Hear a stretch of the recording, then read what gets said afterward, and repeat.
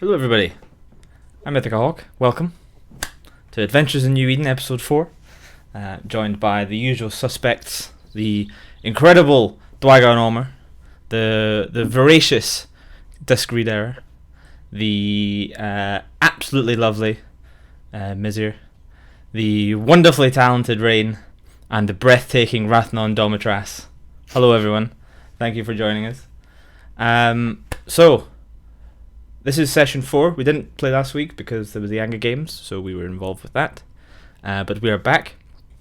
And I can't really be bothered summarising it, so I'm going to give inspiration to whoever can summarise what happened last session. Yeah, Rain, what happened last session, Snow? So there was a troll. And a lot of the stuff happened before that, but really the crux of the expedition was the fact of should we or should we not kill the troll. And thankfully Snow and Tazros convinced the party not to kill the troll. And thankfully we didn't, because there was a baby and we would have had to adopt the baby. Which apparently would not have bothered Tristan at all, because he sees himself as like the patron of the orphans. So, which is probably why he wanted to kill the troll. It would have given the troll a chance at a better life, let's be honest. How do you know what trolls are like in their lives?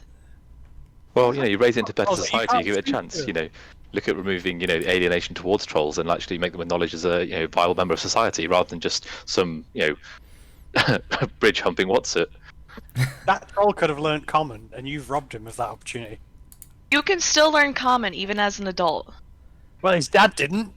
Well, maybe if you would have paid his dad, he could So, have bought common classes for his baby. As much as an argument summarises well last session, what also happened was the team who had tracked down the airship, which seemed to be being loaded with some of these Triglavian demons that they'd found Jorg de Mont had been moving kind of underhandedly. They initiated an assault on the airship. The airship managed to get away, but they defeated a number of people by becoming friends with at least one of them, by Snow, and a bunch of the demons that had broke free were killed. Harzana managed to quite literally explode someone. Thank you. Yes, I will. Quite literally explode someone using the sheer force of her druidic will. And a whole bunch of other cool combat things happen. Sir Tristan was invincible in his armor, just stood in the middle and just deflected shots from everything. Siege went off to help a woman do some alchemy once again, and then missed a number of his bow shots. After that, after a bit of poking around, they managed to basically make a decision that they were going to head to Amar to investigate this inverted cathedral, or what was going on. They weren't really sure, so they were going to head that way. They get told there's airships. Sure, they come by Lashkai, but the best place to go to is the nearest bigger town of Hama. So they set off in the road towards Hama. There was a pretty major storm, and the river was swollen and too dangerous to cross, so they found a sign that said bridge, and they followed it, at which point they found a very obviously handmade bridge being guarded by a troll who was quite happy to let them cross for a fee. Snow and Tazros paid the fee and were allowed to cross. The others, less so, decided to get into fisticuffs with, thank you very much, Jin Goblin, get into fisticuffs with the troll, who put absolute pain on the team, with some of the team healing the troll and others trying to kill it at the same time. Arguments on what to do. Was he a legitimate businessman? Was he an entrepreneur? Was he shaking people down? Was he a murderous troll? Who knew? They decided not to murder the troll, and just after crossing they found in the troll shack a little tiny troll baby with little tiny troll toys. And then they argued for a while about the right and wrong moral decisions for killing a troll who was guarding a bridge. And that is where we left off.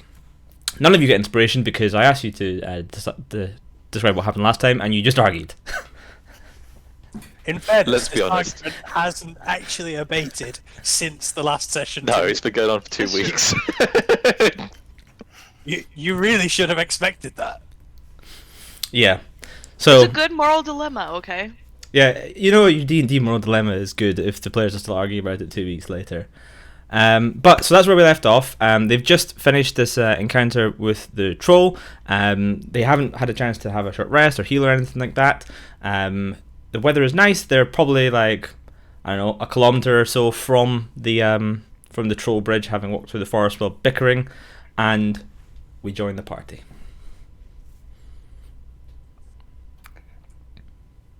What time of day is it?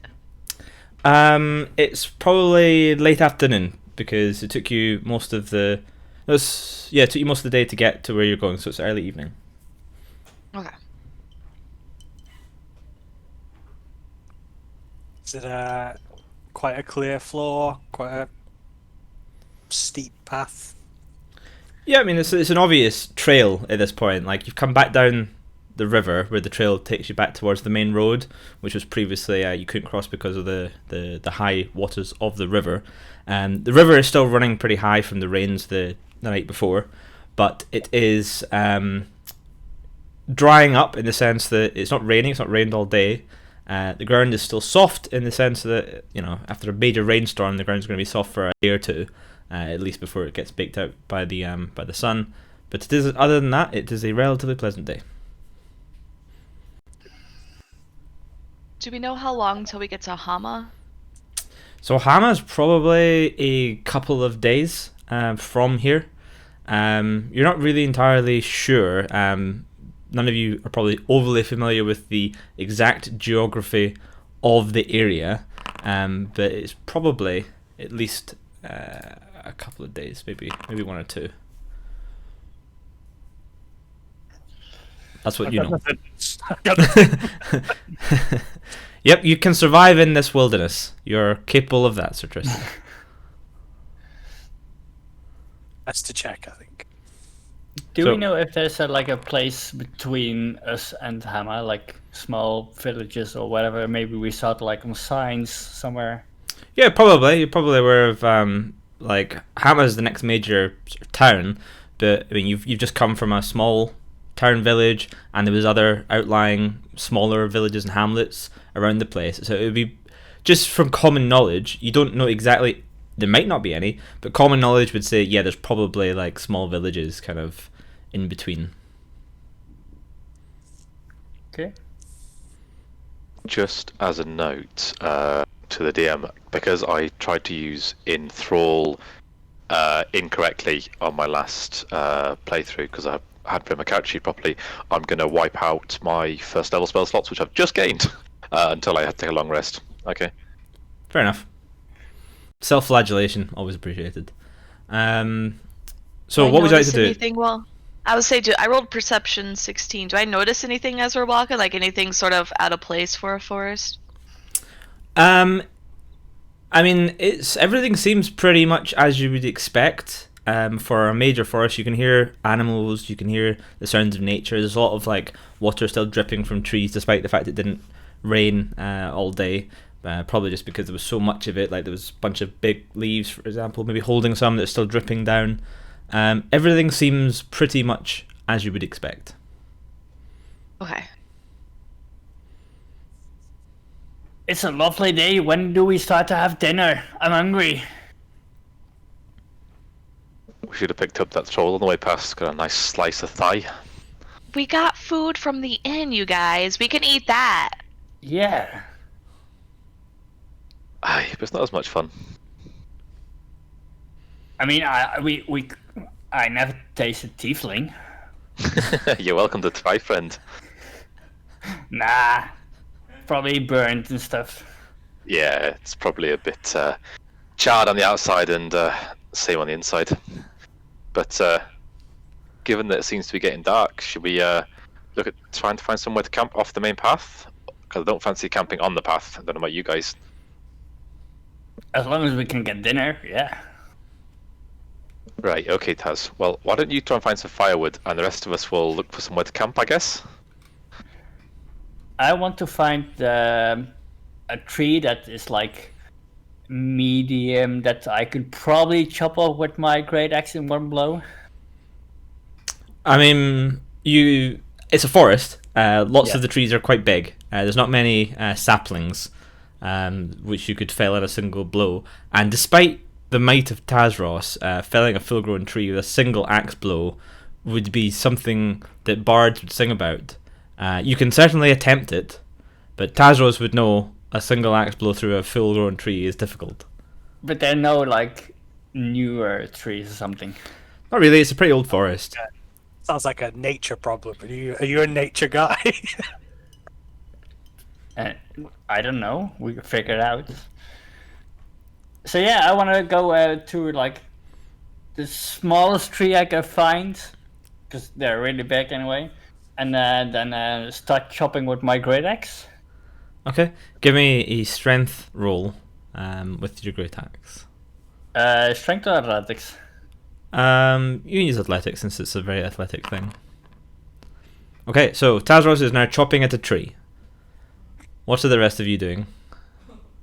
Standing well out of the fucking way.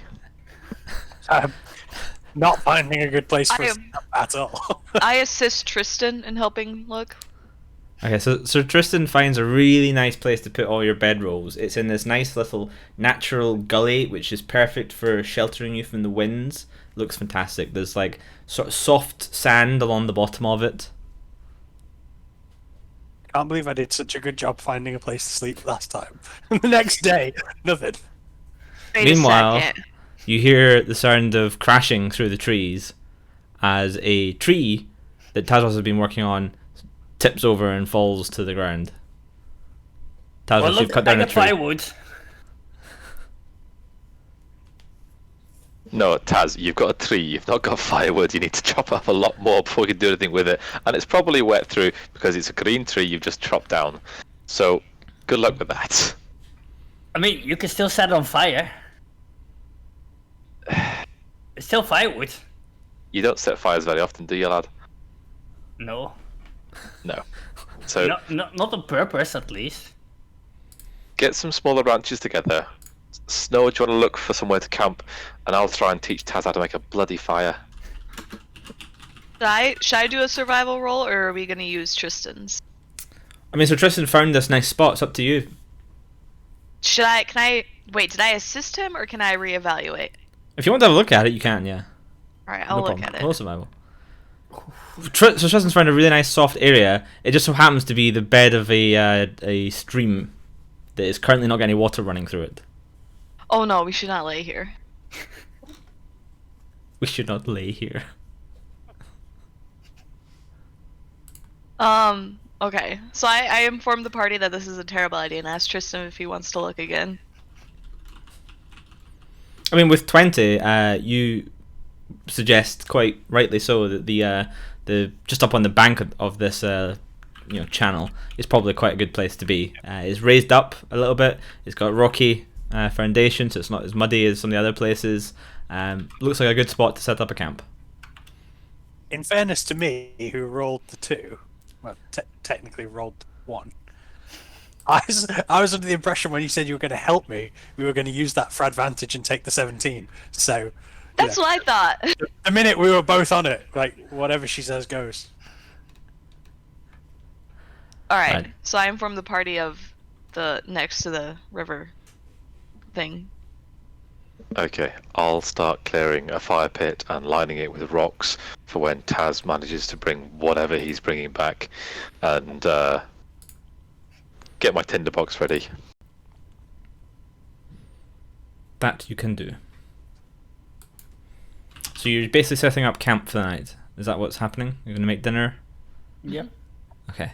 As experienced adventurers, having now found a place to set up camp that's not a riverbed, you can quite successfully set up your camp as the sun goes down from behind the trees. Shafts of light that are sort of tinted that nice orange of a setting sun after a dry day. Light up the camp, and you get these long lines of shadow coming across you guys as the sun slowly drops behind the treetops.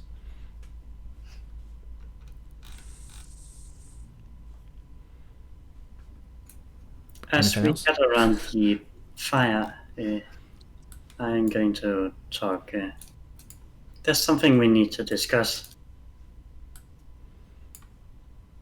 What do you mean? If we're going to survive, we're going to have to work together as a group. I'm not sharing my ale if you think that's what I'm gonna do. I don't Thought, care much about your ale. thought we had been working together. Did I you mean, work together at the troll? Look, we do not have to fight every single person we come across. If this is you guys' version of working together, then you know. I'm not here to discuss whether it was the right thing or not to fight it. But before we do something, we need to agree on what we're doing. Otherwise, we can't rely on each other. Hazana has a fair point. Regardless of the ethics of the troll fight, we do need to actually focus and work together, because that was a shambles and could have ended up with us just getting splattered all over that bloody riverside. I'm going to need to know if I can rely on you to cover my back. Otherwise, I might just go alone. I will have your back as long as you're not making dumb decisions. If you guys didn't have gold to pay that man or didn't want to spare your gold, we should have talked about it and not just attacked him. You have to remember, we cast the first spell. He didn't attack us first. Yeah, the problem was that before we'd even had a chance to discuss it, half the party had gone ahead and made their own decision about what they were going to do and left the rest of us without the option to pay him behind. What Hazana's saying is that we should have actually had a discussion before we went in and waded into that. Exactly. So yeah, before we go into any further engagements or into situations, discussion's a good option. It doesn't hurt to have a discussion, unless some criminal's running off with your money again. Okay. I'm still not sharing my ale. But Taz, that's you can fine. you can keep your ale and your shiny beetles, lad. But I as don't long as have you've any got- beetles anymore. yes, The I know, Goa is Taz. the last one. The point being that, as Hazana's saying, if we've got her back, then do you as well? Are you going to make sure that we're all working together going forward? Sure. You can keep your ale, you can do whatever you want with your ale. I'm sure it's very nice, but the rest of us aren't fans of it. I know it's heresy, but all we're asking for is just a bit of cooperation. You're not a fan of ale? How can you be trusted? Well, how about this as a gesture of trust? And I hand over 10 gold pieces to him. This is your money from earlier. Wait. And I hand 10 You to could Snow have as paid well. the troll. I ain't No. taking my money back. You stole that from that troll after I paid him. And you attacked him first. I attacked him when we had no options left. I didn't attack him, I tried to charm him. There's a difference between that and You outright can slugging him with always sword. talk things out. You can't talk with someone that doesn't speak common. Their language is more than just spoken words. Okay. You're not taking your money back. Taz, would you like the 10 gold back? What do you mean back? I'm confused. This is your money you used to pay the troll. I took it back in order to make life easier going forward. We don't have much money between us. We're probably going to need it. The troll had a huge bag of gold, and we weren't in a position where we had a chance to argue. So, Snow's refused hers, which is absolutely fine. That's her decision. Would you like yours back? Yes or no? You're using way too many words. Give me the gold and I can start drinking again. Oh. Right, so I'm keeping 10 gold, because Snow won't take it from me, and giving 10 to Taz. Okay. So it's evening. Is there anything you guys want to do before you turn in? And if not, what is the order of watches? Siege will take first watch, unless anyone objects. Well, it's probably safest for me to go first because I have the most things to unequip after or re-equip before. Fair comment. Okay, I'll take second watch then. I can do last watch. Does Song of Rest apply if we're doing a long rest? Good question. Let's find out.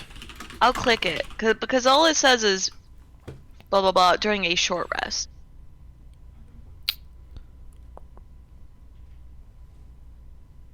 End of a short rest. No, so it's just a short rest.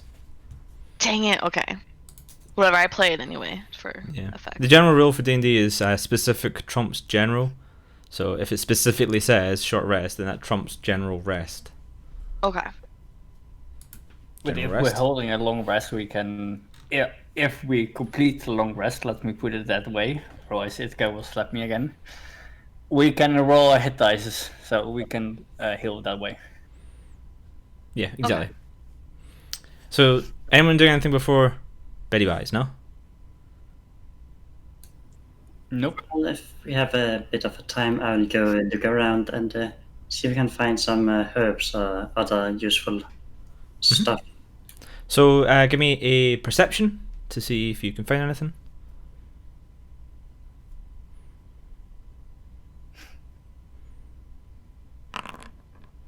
Nice. So you find a whole bunch of different things. You find some animal tracks, some quite large ones, some small ones. You find plenty of herbs and plants and things. Give me a nature check to see if you sort of recognize all this stuff. I do have the herbalism kit, so do I get to add the proficiency bonus for this? Yeah, sure. So if you're using your herbalism kit for this, then yeah. It's plants, mate. Some nice ones. I mean, some nice looking berries. You think these are healing berries? No, they are healing berries. Definitely, I've seen these before. And then those footprints, those tracks around, just the standard stuff you would see in any forest. Like, you know, the big ones are a little bit weird, like maybe like a bear or something like that. But yeah, nothing to be concerned about. Okay.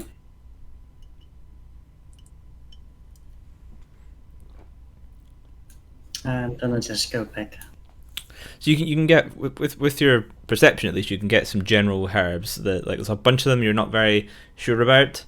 So just general stuff, no specialist herbs you could really find and identify, but the general easy stuff you can have. So Kyle, Disc, Sir Tristan is first for watch. Who's second? Siege is second, I think. Then Siege, then This Snow. Snow. And who's last? I will do it this time. And I'm assuming Hazan is meditating for at least 4 of these hours anyway. Question: can I get my imp to assist in the watches throughout the night? You can ask him. Bollocks. Oh dear. So I'll say in Infernal, I'll solemnly swear I'm up to no good and hope that he appears. He appears, and he looks just as pissed off as before. He's like, "What is it this time?" So this evening, I'd like you to keep watch with my companions and keep Would an eye you? out for That's anyone- nice. Sorry, say again. Oh, it's very nice of you. You would like me to do that. Yeah, well, I'm asking you. I could command you, but that'd be rude. So if you don't Would mind, be very rude. exactly. So if you wouldn't mind, I'd appreciate it if you could assist my companions throughout the night. It's up to you, of course. I mean, I do mind. Okay, well, how about you assist with 2 of the watches then, rather than 4? Seems like a fair compromise, no? I wouldn't exactly call enforced servitude a fair compromise, but fine. 2 watches, Appreciate it. no more. Okay, then you'll assist myself and whoever else has really bad perception. I have good perception. I have Taz?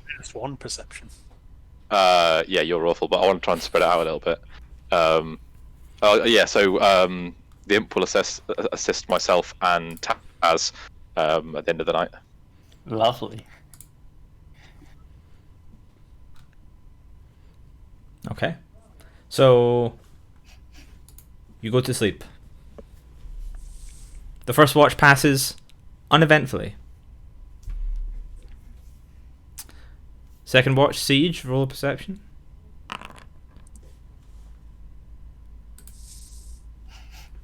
That'll do. There is rustling in the forests off to the side. I'll whisper to the Imp in Infernal to go and get him to take a look whilst maintaining his invisibility. Ah! More... two tasks. Assist one, assist someone else. Now, where's this third one come from? Fucking prick. And he like flies off invisible and you hear him still muttering away. And then you hear in your head, the voice is him saying, looks like a couple of like weird bear things like sniffing around. So I'll communicate telepathically. Are they coming close to the camp? Are they heading in this direction? They're not really moving in a minute, they're just kind of snuffling around some trees. Okay. Keep an eye on them for me if you wouldn't mind. If they start to come towards us, let me know, please. And if I do mind then? If you're giving me the option? If you do mind, then you might find yourself out of contract. Oh, perfect! I do mind then, thank you. Release me from my contract. I'm not releasing you from your contract. Fucking prick. Fine! And then you hear like the telepathic cold shoulder of silence. Perfect. Every so often he's like, they're still doing their thing, nothing new. And then it's the end of your watch. So I'll let Snow know that as the watch changes, that there's a couple of bear-like creatures nearby, but they're not doing anything and they aren't approaching the camp. However, she loses Vapkin's eyes on them. Alright. Alright. Perception roll from Snow. Can I get myself bardic inspiration first? If you want to. Have you had... You haven't completed the long rest yet, so I think No. that would interrupt it. So technically no. Oh, I can't use that? Okay, never mind. Ignore it. That's not bad. Like, because it's been pointed out to you, you like when you really sort of strain your ears, you can hear the sort of snuffling and you hear the bushes moving around. Just probably like 60 feet, 100 feet away. Not really sure, but for the whole watch, every so often you hear it, but nothing bursts into the camp, for example. So you seem okay. Okay. And So- it comes to the end of your watch. Okay, so then I pass on the information to Tazros about the bears, and I kind of vaguely point in the direction they're supposed to be, and I say they haven't done anything. Okay, Tazros, perception from you.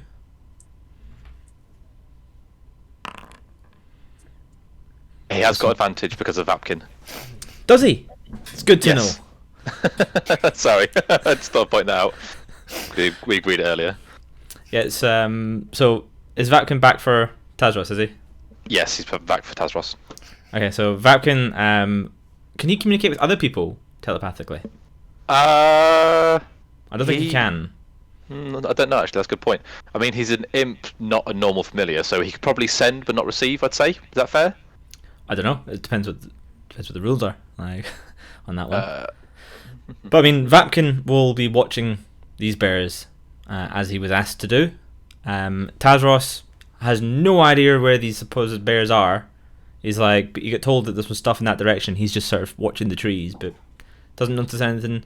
Vapkin doesn't tell him anything, and morning breaks, and the dawn sun appears over the trees from the opposite direction it went down on, and lights up the camp with the yellow morning sunlight, and slowly awakens those who were sleeping. You have successfully completed a long rest. But yes. I'd like to congratulate you on successfully not ruining your own long rest. And as I come away... Based on track record, I was thinking there was a solid chance that you would all ruin your own long rest. So I'm doing what? Attacking the bears. going off, yeah, just Oh. going off and doing stuff. That would be lovely. So as I come awake and see Taz is heading up, I'll say an infernal mischief managed, and Fapkin will disappear for a little bit. wonder if there's a D&D 5th edition has a mechanic for reverse inspiration. I don't think it does. Yeah. Why are you trying to do that? Why are you trying to hurt us? It's just The thing makes me is, cringe. he's just going to start adding +1 to the DC of everything until we notice. That's what it will be. Anyway, so it's a nice morning. The sun is warm on your skin. It's autumn, so it's definitely still cool. The air is cool, but the sun is warm. So you wake up, sort of shrug off your bedrolls, and break up camp. So Tristan is sort of donning his armour that he doffed last night before turning in for a nice nap. Elaine, the squire, is giving him a hand, and the two of them do some morning drills to loosen up their muscles and whatnot. I'm assuming Snow is doing some sort of vocal warm-up. The rest of you, just sounds like... Stretching. Doing stretching. big stretches. Big stretches, nice. Doing the Sounds kneading sweet. on your bed pack. Yeah, I'm doing the kneading, yeah. Hazana is probably just exploding some people. And Tazros is having his breakfast. Heck yeah! Rustling around in the trees, just like, "Arr." Okay, so this morning, what are you doing? Food. Well, you got rations last year, as you pointed out last night. Yeah, knock yourself out. Food and meal. I just sit and scream at everyone, food, food, food, right before they wake up. I'm surprised Snow doesn't like get up at sort of 2 or 3 in the middle of the night and go around and just start tipping things over in the camp and I start sprinting around the camp screaming food. yeah, so you have your rations. They're very delicious. Packed by Galinde, I believe, back in Lashkai from the Broken Drum. Tastes just as good as they did when you were there. Maybe not as fresh now that they've had like a day or two in a pack wrapped up. But you know, it's preserved meat and cheese and some dry bread. It's pretty nice. Yeah, so you're continuing along back to the path and continuing along towards Hama. Hell yeah. Yep. Okay, so the early morning goes fairly normal without any incident. You're passing through the forest, and slowly the forest starts to thin out as the trees are further and further apart, and eventually you're into big open grassland with rolling hills, gentle rolling hills. The undulating landscape makes it a little bit difficult to see quite far, just because of the fact that you're usually in a dip, and if you are at the top of a hill, the next one always seems a little bit bigger than the past one. But they're not steep, they're just gentle, undulating, rolling hills. All in all, it's a nice, pleasant walk. The grass alongside the path is quite long here, unencumbered by the heavy roots and overcast shadows of trees. It is grown up to the point that it's taller than Snow and Tazros. The taller folk amongst you, especially Hazana the elf, can still see over the grasses as they all blow in the wind. But it does make it quite difficult to see very far off of the path itself, just due to how thick this, and it's noisy. Like the sound of all this grass blowing and gently in the wind, the rustling is quite a lot of it. So it's quite noisy. So, bearing this in mind, I'm going to say an infernal. I solemnly swear I'm up to no good, and have Vapkin appear. And then I'm going to say to him, again in infernal, listen, you, if you're going to fucking summon me like this, I'd appreciate you getting my name right. It's Vapkiz! Vapkiz, my apologies. It's the accent that it was said to me, and I got that wrong. I'll make sure I get that right in future. But Vapkiz, my apologies. If you wouldn't mind... I do mind! Stop saying this! I'm your slave! I mind this! This is very offensive to me and my people! Who are you people? Imps! Just imps in general, or fiends, yes. Demons? They're all my people. Do you know what you are? Not my people. Okay, well, given I'm not your people, I'm your master. Fly up 100 feet and keep an eye out for us. Good lad. he like flies off backwards, giving you the finger, and he turns invisible, and the last thing to disappear is his fingers. Love it. Lots of grass out here. Good It's all lad, blowing just, around in the wind. How If tall anything- is the grass? Like sort of like 5, Taller 6 than feet. us. Yeah. Yeah. Taller than the chunky folk. Yeah, just keep an eye out if anything approaches the party, Vapkis. Otherwise, your day's your own. Oh, thanks. You're welcome. Very kind of you. Wait. Just do what you say, and the rest of the time is mine. Excellent. So, just for points of reference, I'm a dwarf, so I will probably like this size above like the grass. I can barely see over the grass, I think. How tall is Tazros? I put it down in centimeters, so I have to calculate like 160. 160 is less is about like 5 and a bit feet, I think. 5.24. Yeah. So the grass is That's 5.34. not short. The grass is that's like- 5.34. That's short. Just damn it. Yeah, it's tall grass. I mean, Tazros could probably, like, when he stretches on his tippy toes, like, see over the edge. But if you ever try to look over the edge of waving grass, it's probably mostly like that. You're like, Cool. what the fuck? Yeah. You can't really see very far. But yeah, sure, you can see like a little bit. The Good taller amongst you and the flying amongst you can definitely see further.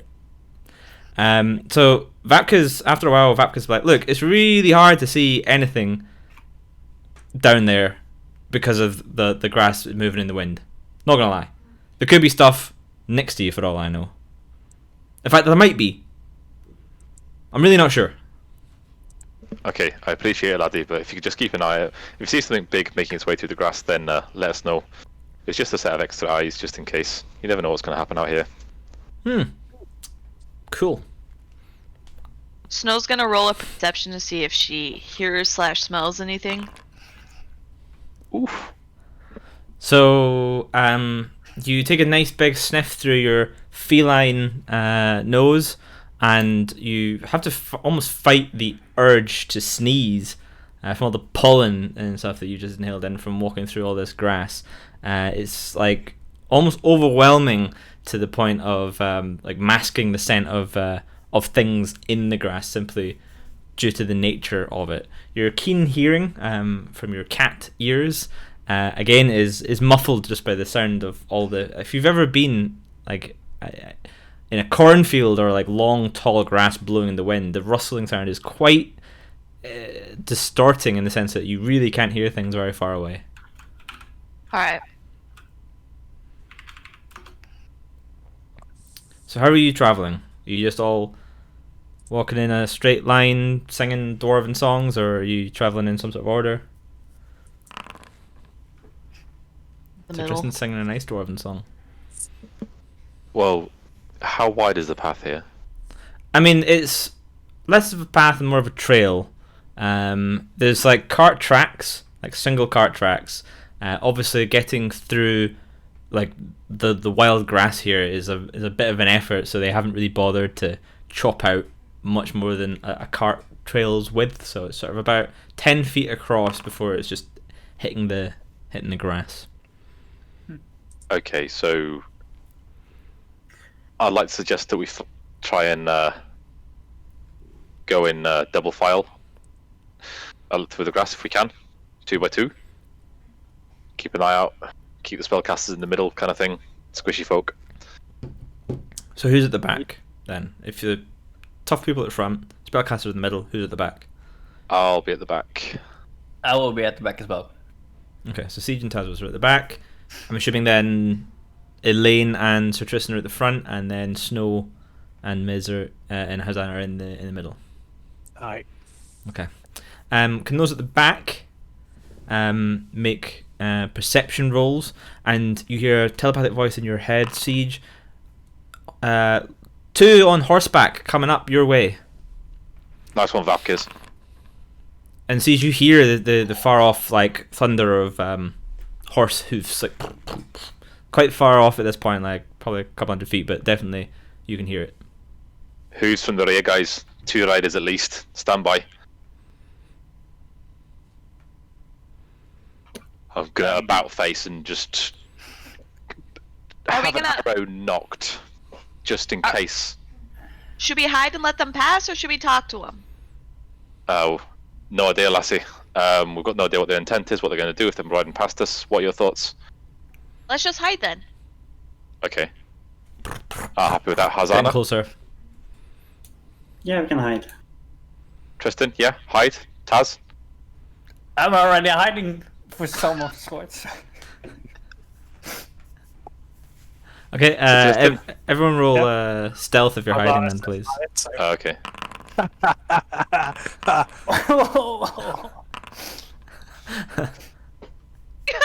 Two nat 20s and my nat 1. Jesus. Note that mine is not the nat 20. Yep, his is the 17 because he's got heavy armor on. Mine's the 18 because Why does it show green then?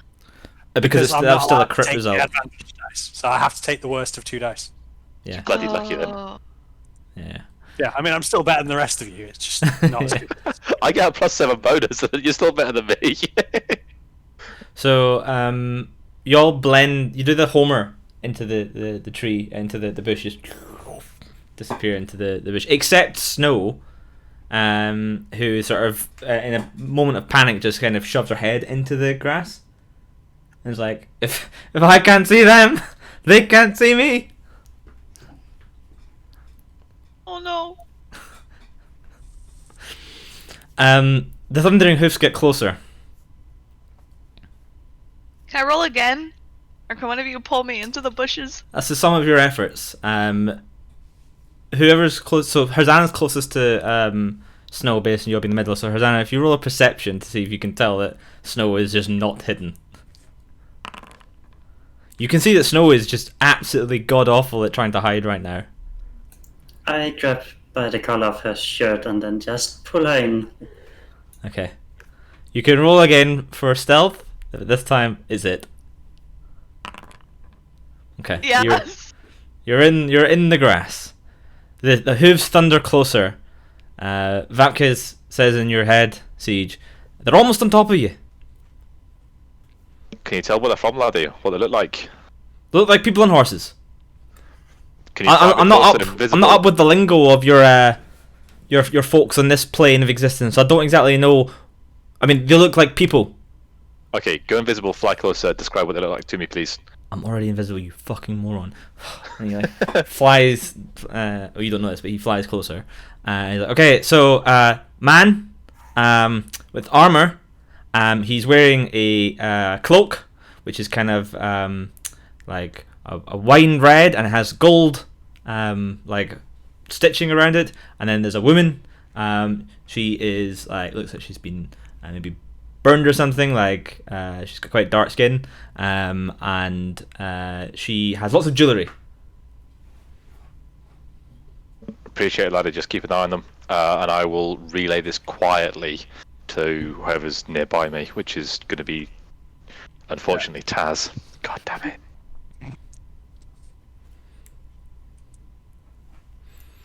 Are any of the other party in range for me to actually speak quietly to or not?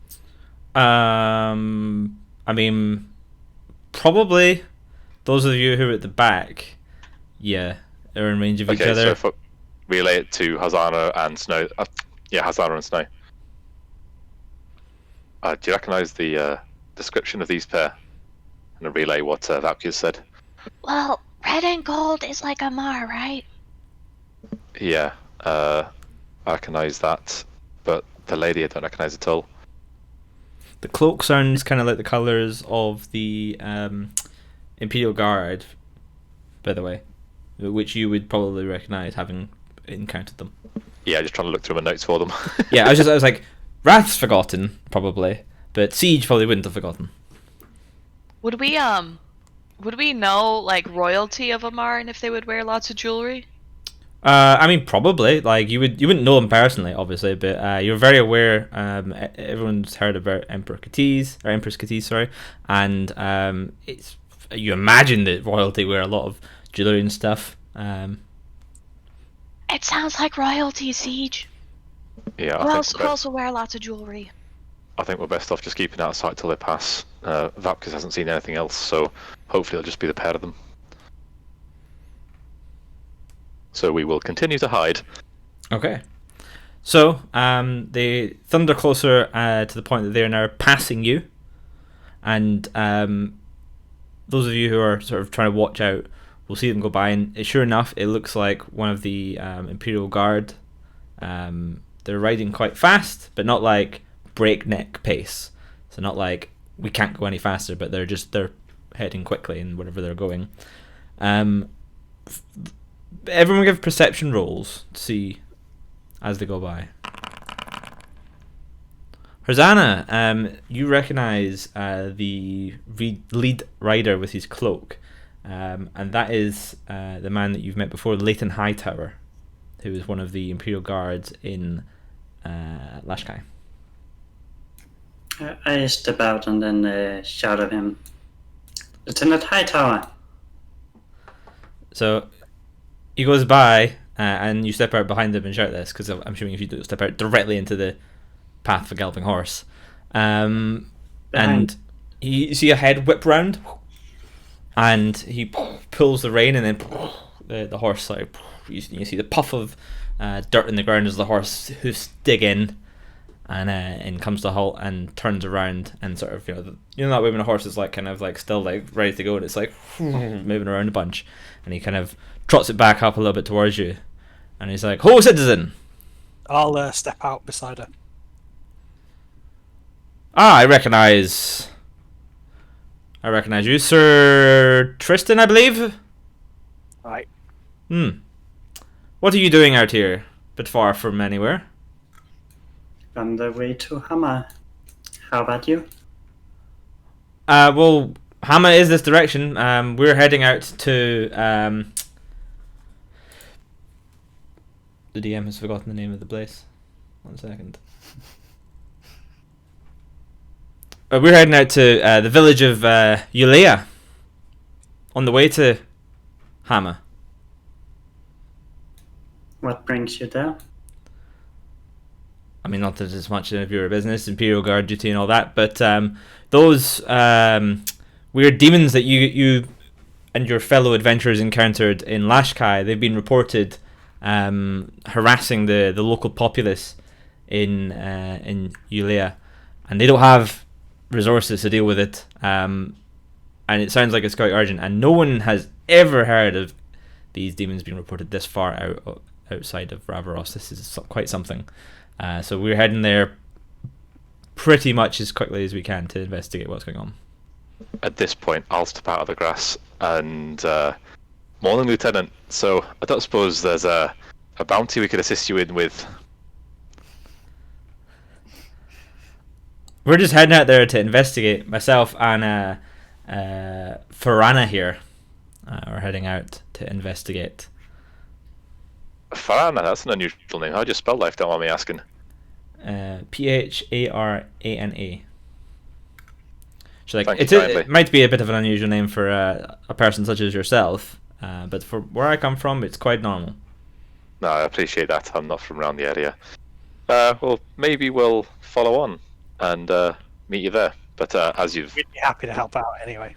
Anything we can do to help restore the peace and defend the populace is good by us.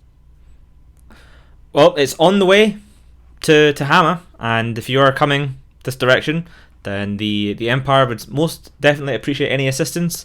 We are, as you could probably tell by now, severely strung out by this Triglavian menace, which seems to be really spilling out into the surrounding towns.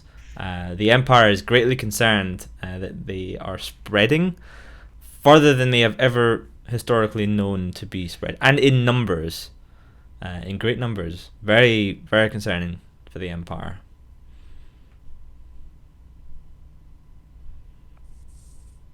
Well, you're obviously in a hurry, lad. Don't let us keep you, and we'll see you there if you're still alive.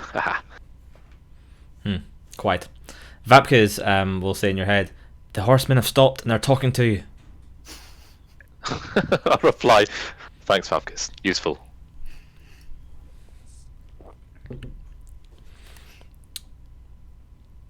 What's Vapkes' perception? You've got his character sheet, not me. Okay, I'll make it so you can also control it. Okay, thank you. Give me 1 second. Let me do that now. Configure permissions. What is perception? It's wisdom, isn't it? So I've made you the owner of them as well, so you should see Okay, it in cool. your character sheets. am I Under actors, I believe you should see them. under actors? Yeah, wherever you would normally see yourself to get your own character Yeah, sheet. I can see him, but okay, I got it now. Yep, cool. Okay. And you should be able to roll for him if you just click his Is that wisdom? perception. Because there's there's nothing saying perception on his. Oh yes, there is. I'm an idiot. Sorry, 2 secs.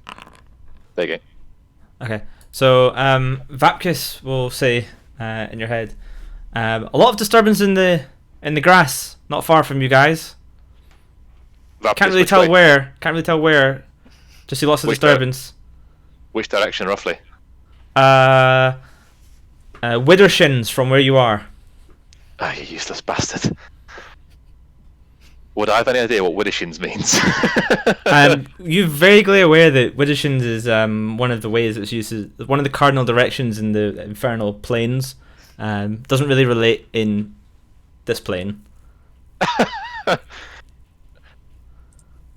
So I'll bark out one to the party. Stand ready, guys. There's movement in the grass. Which direction? I don't Steps have out that of the information. grass.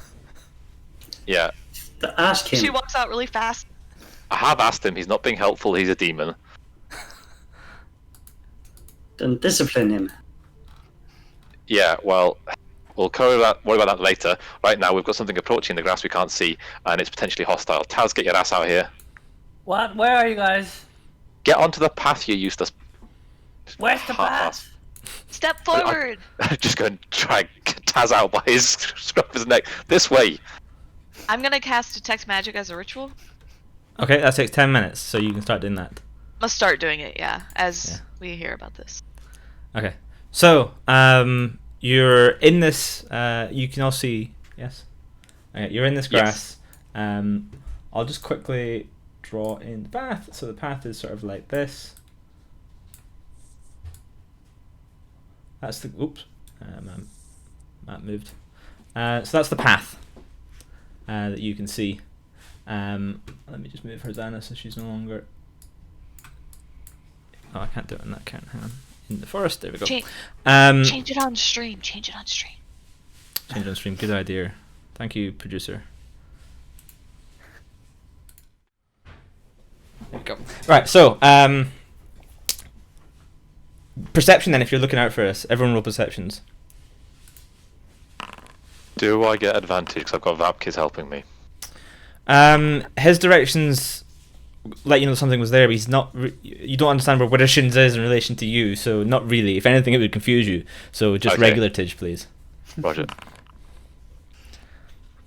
None of you are aware from where what is happening, but all of a sudden, from around you, you hear snarling and the what's the word I'm looking for? The grass parts and this large wolf comes jumping out and it tackles Leighton Hightower off of his horse and goes to bite him, and a couple more jump out from various parts around you.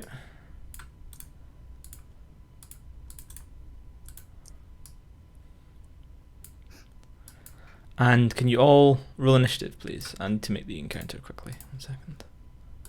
Okay, there you go. Should be an encounter now.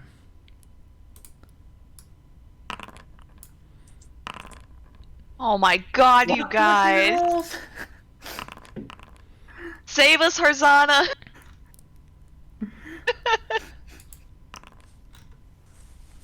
There's no option I can see for Vapkis initiative.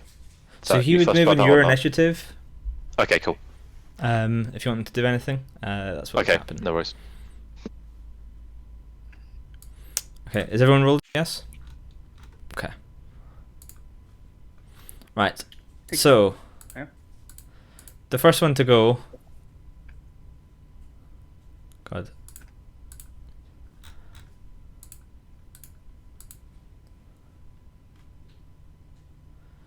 Need to figure out a better way of arranging these.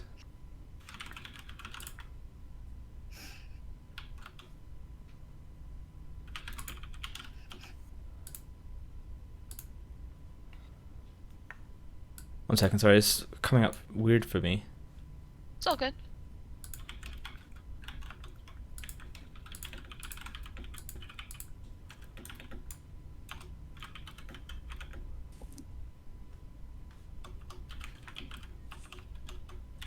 Right, okay. I figured it out. I was looking at the wrong part. So this wolf next to Snow is going to try and take a bite out of Snow.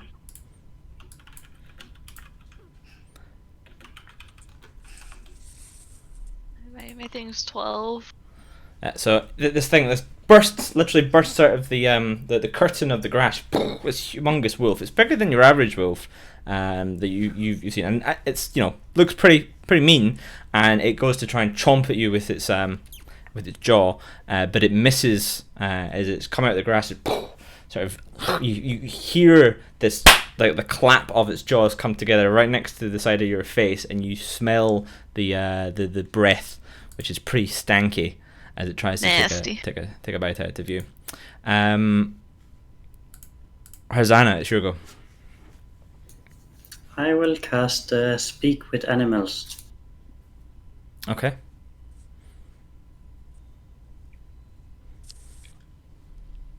Hold on a sec. That's also a ritual, isn't it? You can cast it as a spell if you Yeah. have the slots to do it.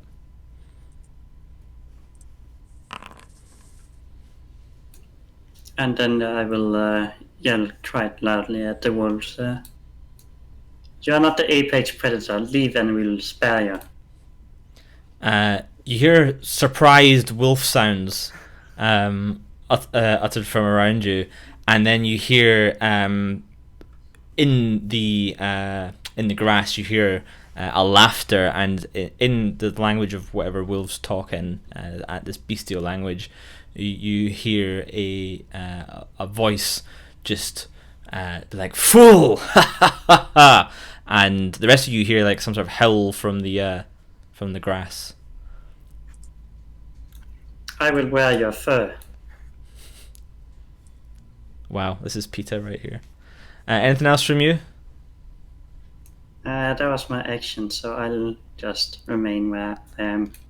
Okay, so Hightower has just got like battered off this off his horse. So he's going to try and pick himself up, and then turn around and try and attack the wolf that is on top of him. He pulls this big greatsword. It's immaculately polished. It looks, so Tristan, you would be able to tell. It looks like it's not your standard guard issue. This is a weapon of the upper class. It's a weapon that's had a great deal. Exactly, it's a mark of nobility. It's a lot of money involved in this particular sword, and he takes a swipe at this, and he cleaves into this wolf with his greatsword. When you hear whining, Hazana hears a cry of pain from it as it gets sliced into, and it looks like pretty worse for wear. It's already it's almost staggers back from Hightower as he stands up with this great sword, and he pulls it up, and the blood is dripping off of it, and he goes for a second attack, which also hits, and he just in one hit just beheads this great wolf right in front of him. Just comes down cleanly, just poof, and you hear the sound of the sword tip going poof into the dirt, followed by the sound of the head poof, falling onto the floor as it is dead. I will speak up again. One of your pack is already slain. Indeed, you will be spared. Last warning. You hear no response except from inside the grass. You hear, "Surrender now, and I will make you one of my pack." And Farana is going to turn and cast a spell, and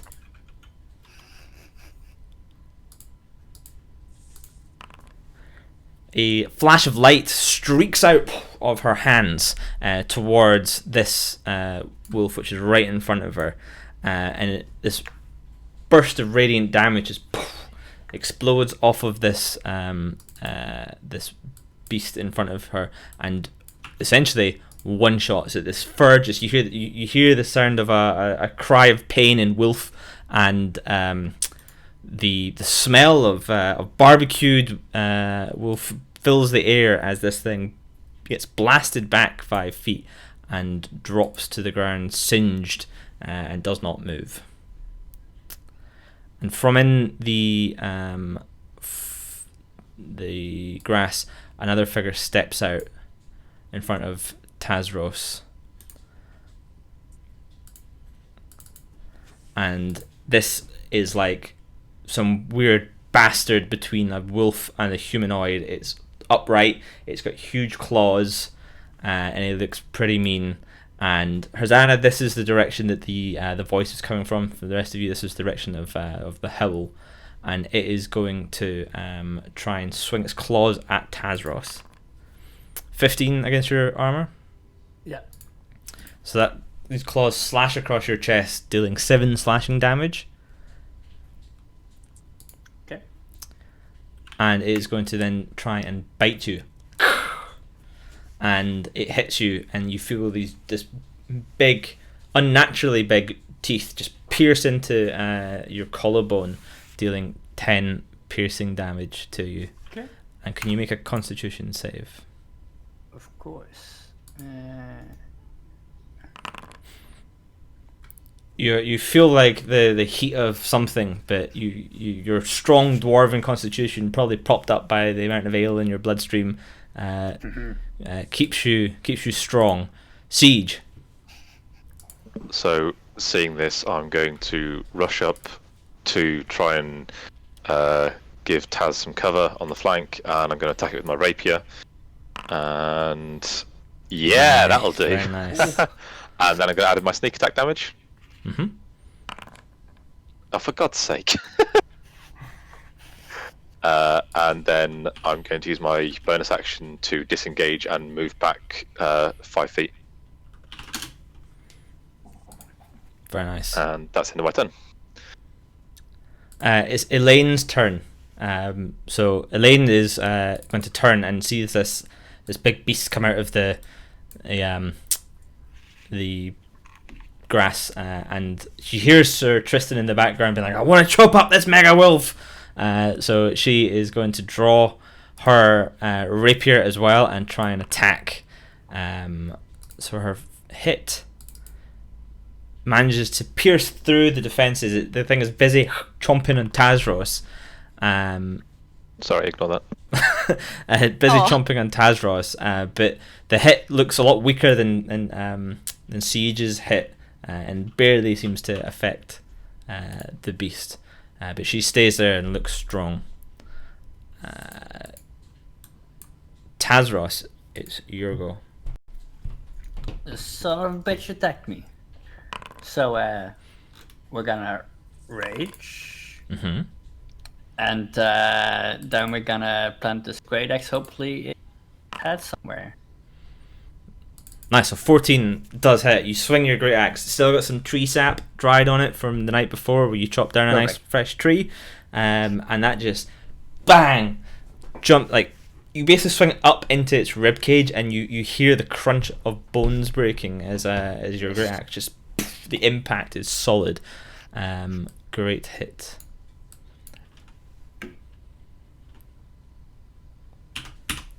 And the thing staggers back a moment, and it looks like that hurt it, but it looks angry. Good. His eyes flash red, and it is Sir Tristan's turn.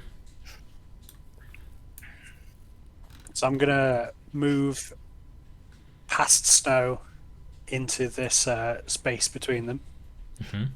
I'm gonna swing for the one that is regular shins from me next to Snow. Has that flagged it for everyone up there? This one. Yeah. Right, it did it when you did it. Wouldn't do it for me. Diagonally. You have to hold it. Try holding it. Nice. So 13, your longsword manages to strike true against this thing as you bring it down, and you almost cleave its head off, but not quite. As it sort of staggers back, like it looks like it's on the verge of death, but it is not dead yet. Okay, Snow will just push it over. Snow, it's your time to push it over. First I'm gonna step away so I don't get completely mauled. Because they're dogs and I'm a cat. So they're both gonna have opportunity attacks on you. Oh Can you yeah. move? Okay, so I'll do disengage. Okay, that's your action to do so. Yep, and then I will use my bonus action healing word. Mm-hmm. So I'll use that on Tazros because I saw him get hit. Nice. Are you kidding? Tazwas, you feel approximately 4 better. Yes. Oops. And then that ends my turn. Okay. It's now.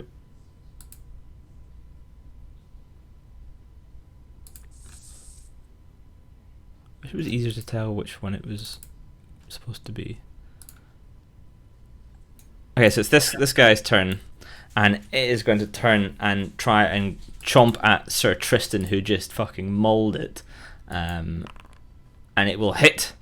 It will hit well for Outrageous. 14 piercing damage as its jaw crunches down on Reduced to 11, but still bad. you. You got a crit, so well done, that Well, guy. it'd have to. It can't hit me otherwise. And now it's this other one, which is also next to Sir Tristan, and it's going to try and take a bite out of you as well. This one is going to you pull your shield up, and it bites, and you hear like the ping of a tooth snapping as it tries to clamp down its jaw on the metal of your shield. Be a fast wolf. And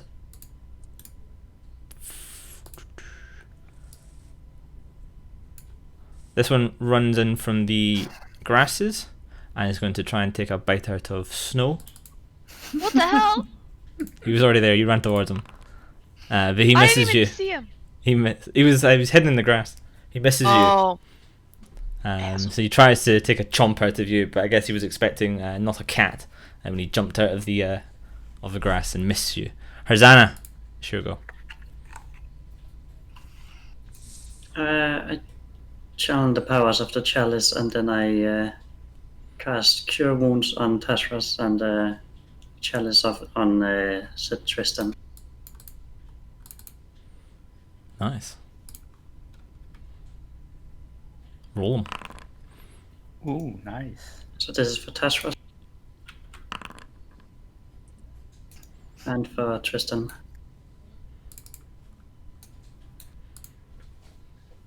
Very good. Anything And else from you?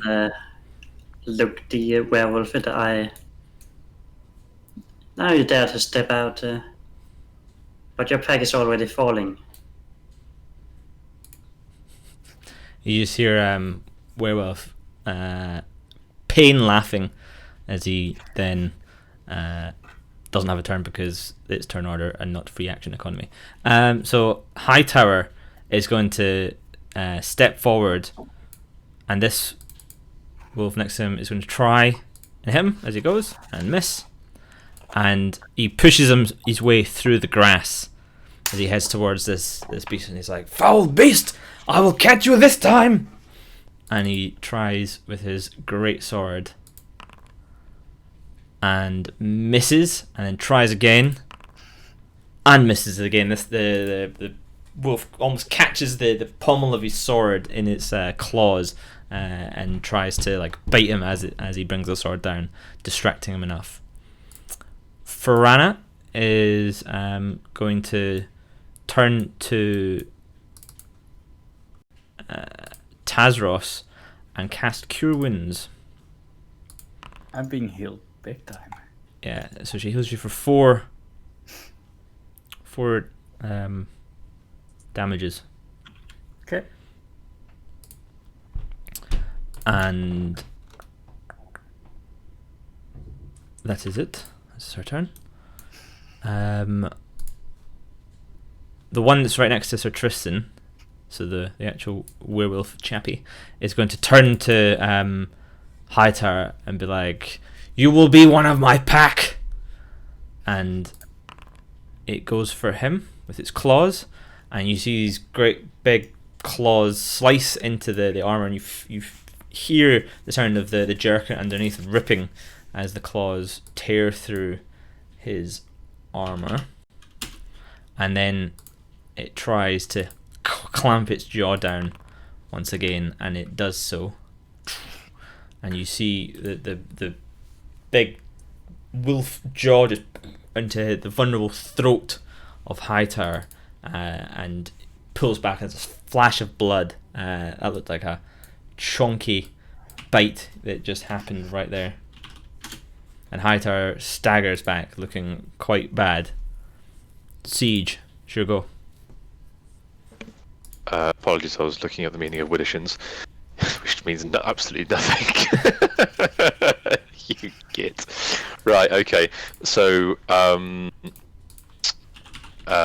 don't want Snow to be hurt by this wolfy fellow, so I'm going to move up into engagement range. I'm going to attack this one that I've just tagged with my rapier, and hopefully that hits. And then I'm going to, because I've got someone in engagement range, use sneak attack as well. Yeah? Mm-hmm. Cool. That's better. Nice. And then I'm going to use... That was on... Disengage. That was in, just to clarify, that was in this one again, sorry. That one, yeah. Yep. Okay. So, then, you behead this thing. Like, you just bring your scimitar down, and it's like... or your rapier, sorry. And the sharp edge just... like a lightsaber going through butter. Sweet. And then what was you doing with the rest of your turn? Since I killed them, I was going to disengage, but now I've killed it. Yes. I'm going to move up to protect Harzana's flank. Very nice. It's Elaine's turn, so she is going to try and attack the wolf man. She misses. In fact, with all the people going on around her, and she crit failed that one, she is actually going to just catch Tazros with her rapier as she tries to swing by him, and knocks you for 3 damage, Tazros. So Tristan's going to have words. Tazros, it's your turn. You've just been attacked from behind. I don't care. There was me who hit me quite well, and then got red glowing eyes, which means like I'm acting like a bull. And now I'm gonna attack recklessly. And if it works, so it's Nice. like an advantage with reckless. Yeah. Nice. So it's a hit. It's not the greatest hit, but a hit it is nonetheless. Your great axe slams gently into the werewolf. He looks mildly perturbed by your actions. Nice. Anything else from you? No. Okay, so Tristan. Okay, so there's no point in hitting the one that I've reduced to 1 health. So I will instead hit the one that is not at 1 health. How Nice. do you know it's at 1 health? You shouldn't know that. Because I have insight trained.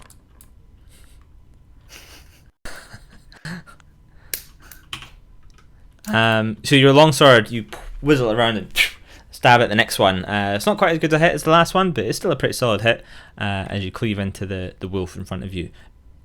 Snow. There's a pile of wolf corpses behind you. So, who looks the most injured, Tazros or Tristan? The most injured looking person is probably Leighton Hightower and the werewolf. Alright, well, I'm gonna cast bonus action Healing Word on Hightower. Mm-hmm. Nice. Does Vicious Mockery actually do damage? Yeah, it does. Yeah. Damage. Yeah, I'm gonna do Vicious Mockery then on the low health wolf. Okay. Yeah, look at that 4! So he has to make a wisdom save. Yeah, they're surprisingly wise, these things. He passes. Fuck. So he does not take any of the 4 psychic damage. You give him some sort of cat insult and he doesn't understand it, so he's like, I'm sorry, I only speak wolf. Okay. Well, that my movement's fine. I'll end my turn there. Okay. So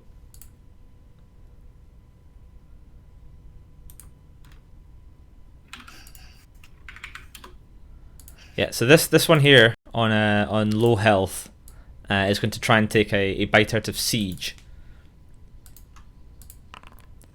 and hits for 12 piercing damage as its jaw clamps down on your sword arm.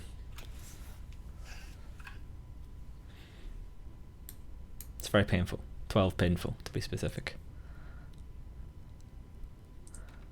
And I was thinking there about making you some sort of save to hold onto your sword because it was a crit, but I will not do that because it's not rules as written. And the other one here is going to try and take a bite out of Sir Tristan once again, and will hit for 7 piercing damage. So his jaw rips into you, also in your sword arm, not as bitey as the other one. Hosanna.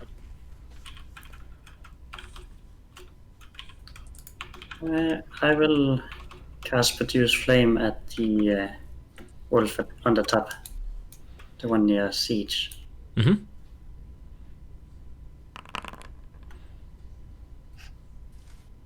Nice. So you burn this one to a crisp. The smell of cooking wolf emanates around both directions now, as it is blasted. And then I'll look the werewolf in the eyes. You're soon alone.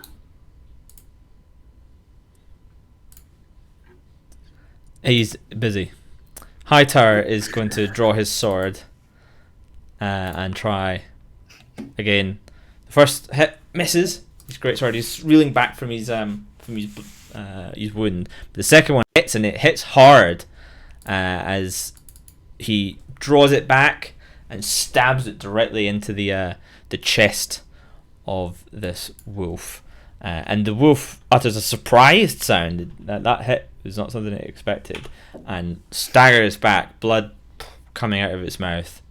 And for the first time, you see in its eyes fear. And Farana is going to have her going out, and she's going to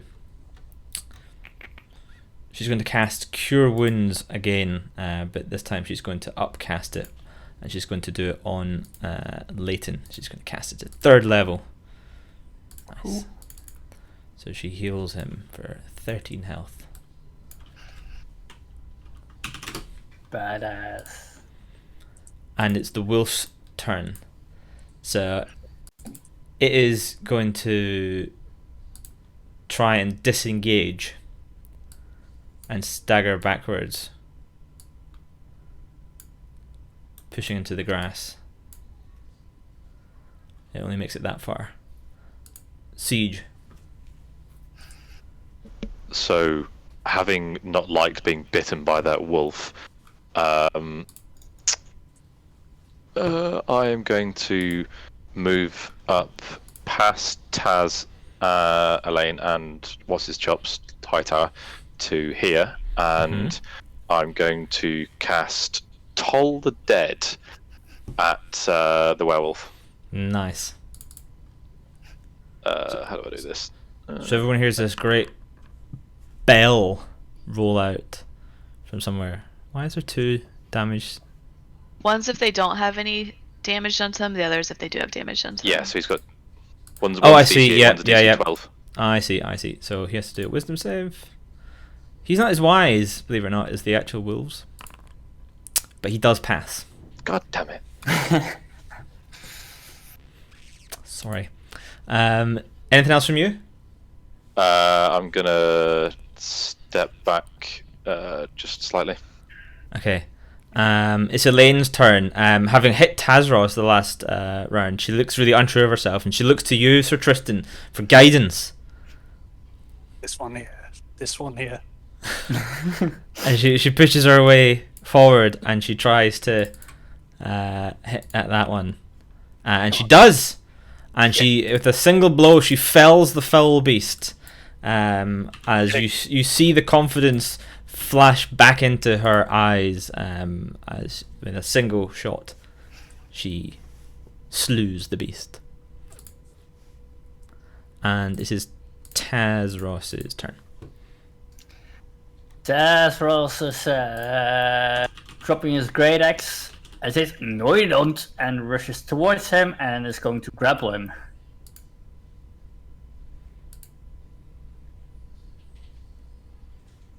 Taz, you mad bastard. So that would be athletics then. So And I if have you're trying to advantage grapple him, it's since I'm raging. yeah. If you're trying to grapple him, it's contested athletics. It fails. You have grappled it. You have grappled Nice. the wolf. Should we kill it? That's, Finish it off. That's my turn. Sir Tristan. Okay. I will move up to it. I will whack it. Yeah, I'm just double checking if grapple gives you advantage or anything. I believe it does. So I'm just checking. Becomes 0, blah blah blah. No, you don't get advantage on it if it's grappled. There you go. But you hit it anyway with the 23, so it's fairly irrelevant. And with 6 damage, you plunge your sword in through the chest of this thing, which is trying to escape. It was tackled by the angry dwarf man, who still smells a little bit of beer, and you just straight through him. With your skilled swordsmanship, while running through the werewolf with a sword, you manage to avoid also running through Tazros, who is holding on to him. Well done on that aspect. I'm the Right there. gold standard.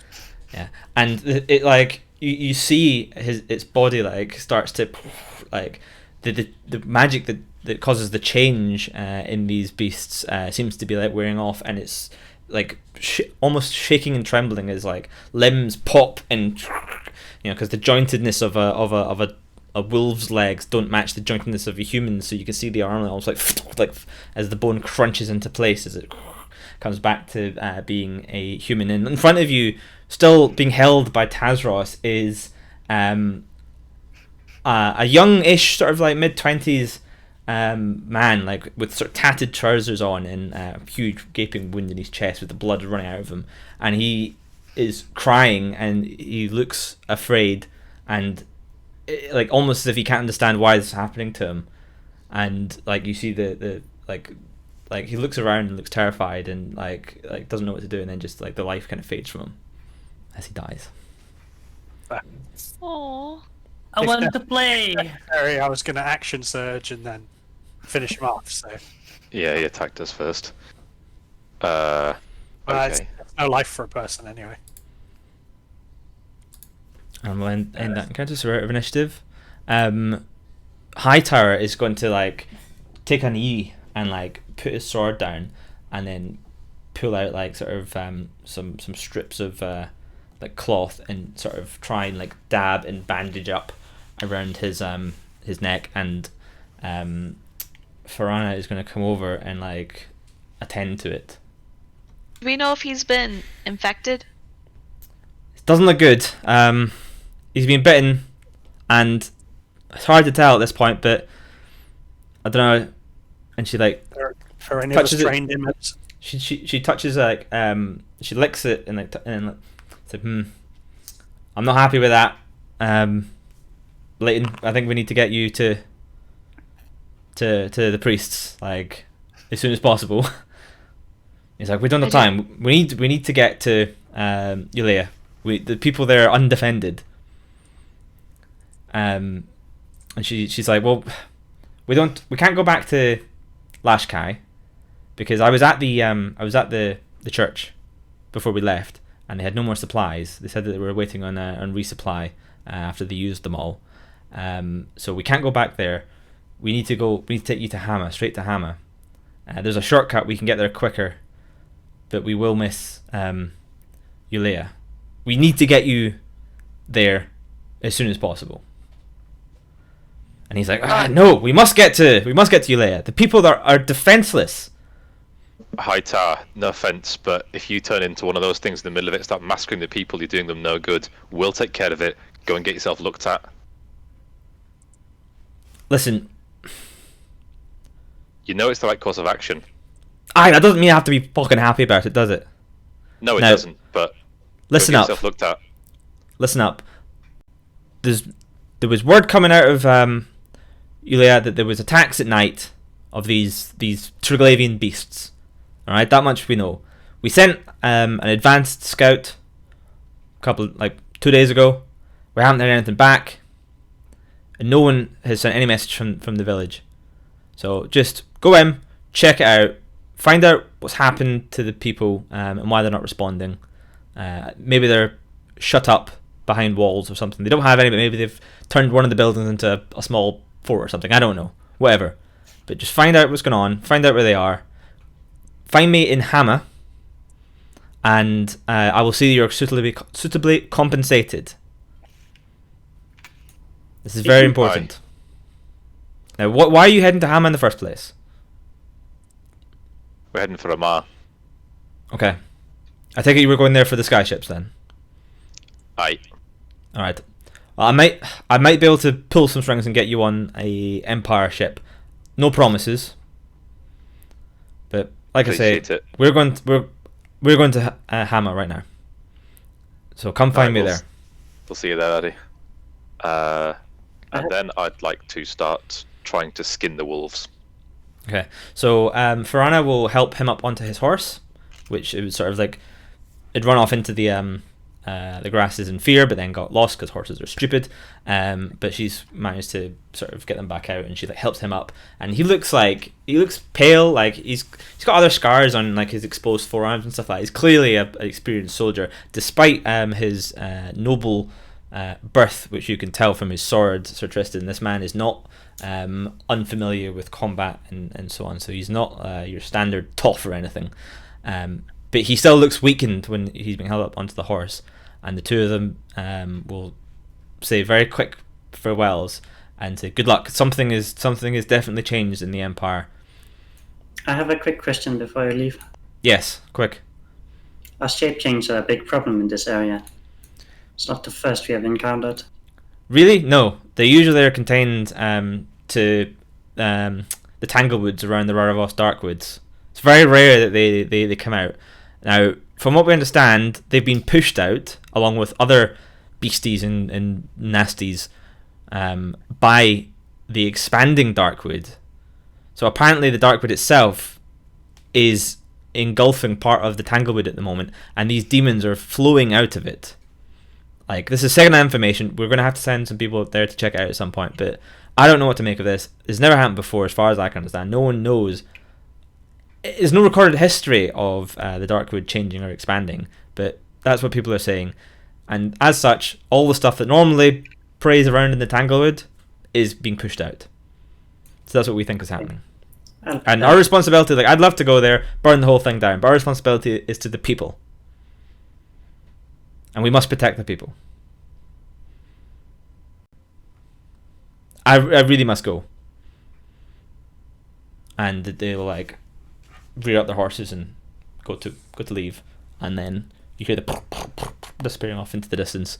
And Vapkes will say in your head, "The horsemen are leaving. There was some wolves at some point as well, but it looked like you had it under control." Thanks, Vapkes. You're welcome. I'm very proud of you. You did a great job. Your great look at Widdershins was so helpful. And then I'll just ignore him and start trying to skin the wolves, if you don't mind.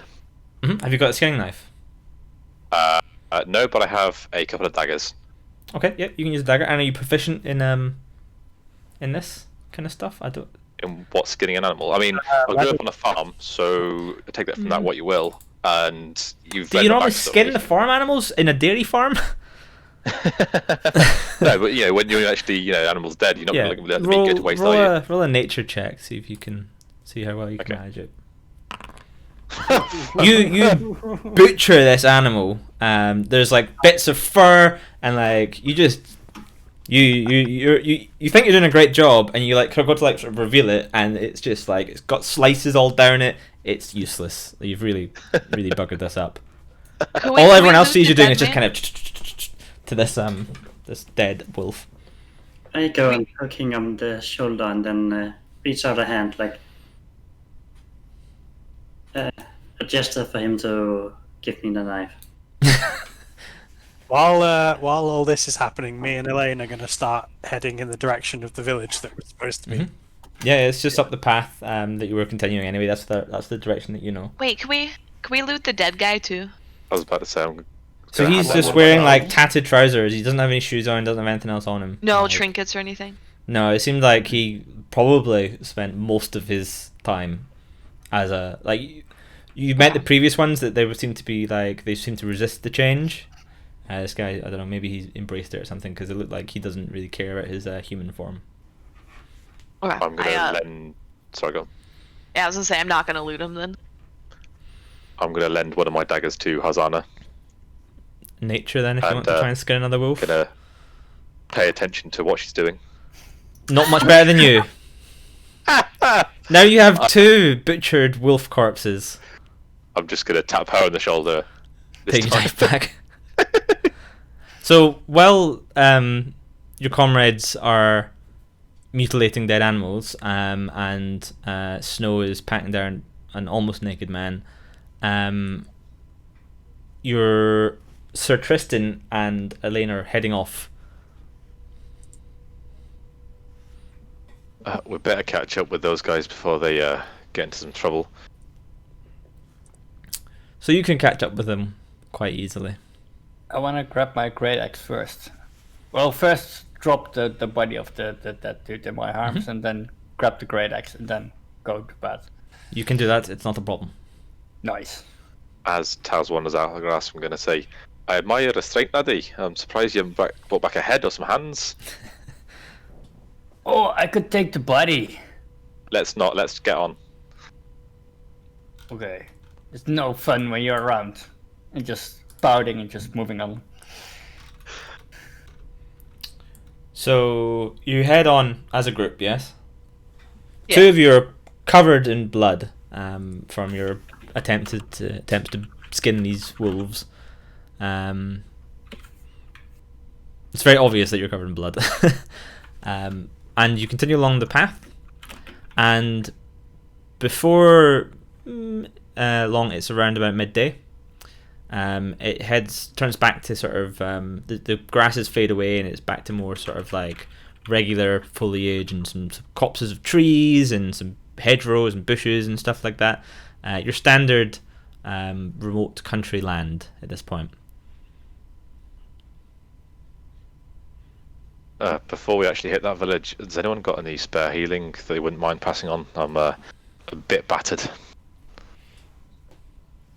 It's about lunchtime. Should we take a rest instead? Yeah, we can do a short rest. I'm all down for that. Everyone happy to do a short rest? Yeah. Then I can do that. Oh, look at that, a 6. Nice. Appreciate it, thank you, Snow. Can I use one of my hit dice to recover hit points? I've no idea how that works. So during a short rest, you go to your character sheet and you click the hit dice thing, and it will roll 1d, whatever your hit dice is, plus con, and you get that amount of health back. You can do them one at a time. So the smart fighter always does second wind and then uses hit dice because he gets his second wind back during a short rest. But normally, as a regular person and not a fighter, you would just roll as many as you wanted, one at a time, because you don't have to declare, like, I roll 3. Okay. You can just say, I roll 1 and see how many that gets, and then, I'll roll another one. And then on a long rest, you regain half your maximum hit dice rounded down. So if you're level 3 and you use all 3 of them, after a long rest, you will have 1, because half of 3 is 1.5, rounded down is 1. Gotcha, okay. So if anyone's rolling hit dice, roll them now. I'm just trying to see how I do this. Nope, I got healed so much during combat. That'll do. Yeah, and then full. you would add your 6 from Snow. And by the way, you only get the Song of Rest one if you expend a hit dice. FYI. So if you're not using a hit dice, you don't get the Song of Rest bonus. So you don't just get to add 6. Those of you who are not expending hit dice. Okay.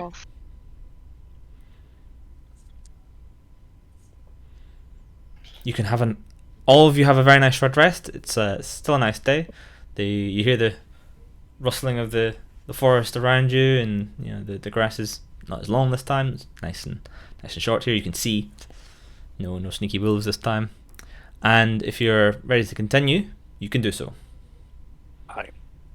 So, as it gets towards late evening, you come across the outlying farms of a small village. You can see up ahead as you sort of round the path. You can see some of the buildings further up, and you're by the outlying farms right now of a small village.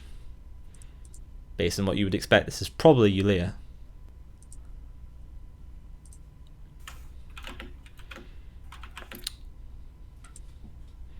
I guess we're walking. Let's try and scout the area before we just wander in and stick our heads in anything that could be going on. I've put Or, to we could just hang back a bit. But I think I forgot to turn vision on. 1 second. Yeah, there's no vision. I'm gonna Can you see it now? start looking for people immediately.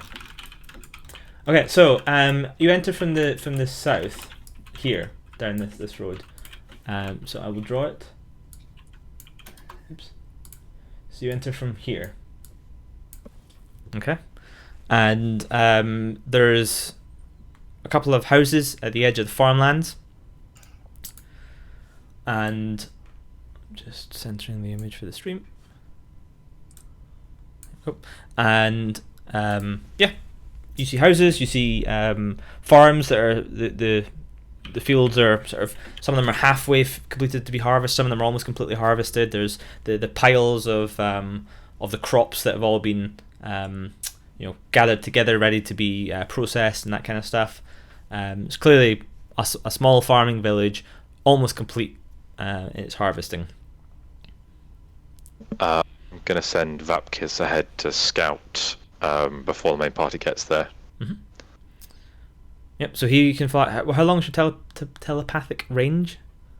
100 feet that he can speak to you? It's 100 so I can communicate telepathically within 100 feet. Okay.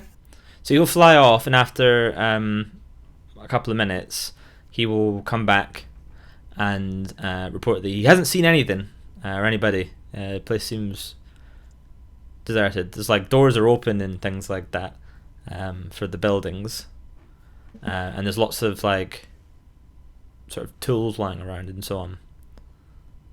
Was there any signs of a struggle? Any blood? Any scratch marks? Anything out of the ordinary from a standard human village? There's scratch marks on doors, on the outside of doors. I saw. We can't see anyone. Gonna go into the middle. I assume it's like a fountain or something, and start making. It's like a little like wooden step thing, like the town car would stand on. Obviously human noises. Mm-hmm. Yep, you do so. I assist. Snow strikes up a great ballad about fighting wolves and getting jumped on and stuff like that, and everyone in the party is very moved by it. It's like Boston more than a feeling kind of level of power ballad that she's doing, but no one comes out. You don't hear anything. You've got your pink flute. I won't Go on. like it. Go on, give us a tune. 25, it's gotta be good. That's what Snow so does. Loud. It's so loud. Go on, give us Your Heart Will Go On from Titanic.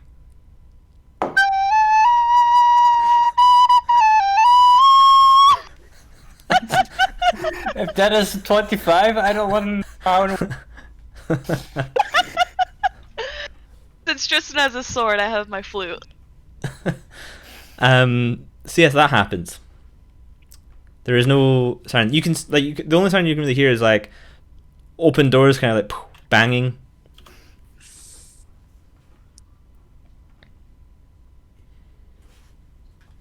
I'm gonna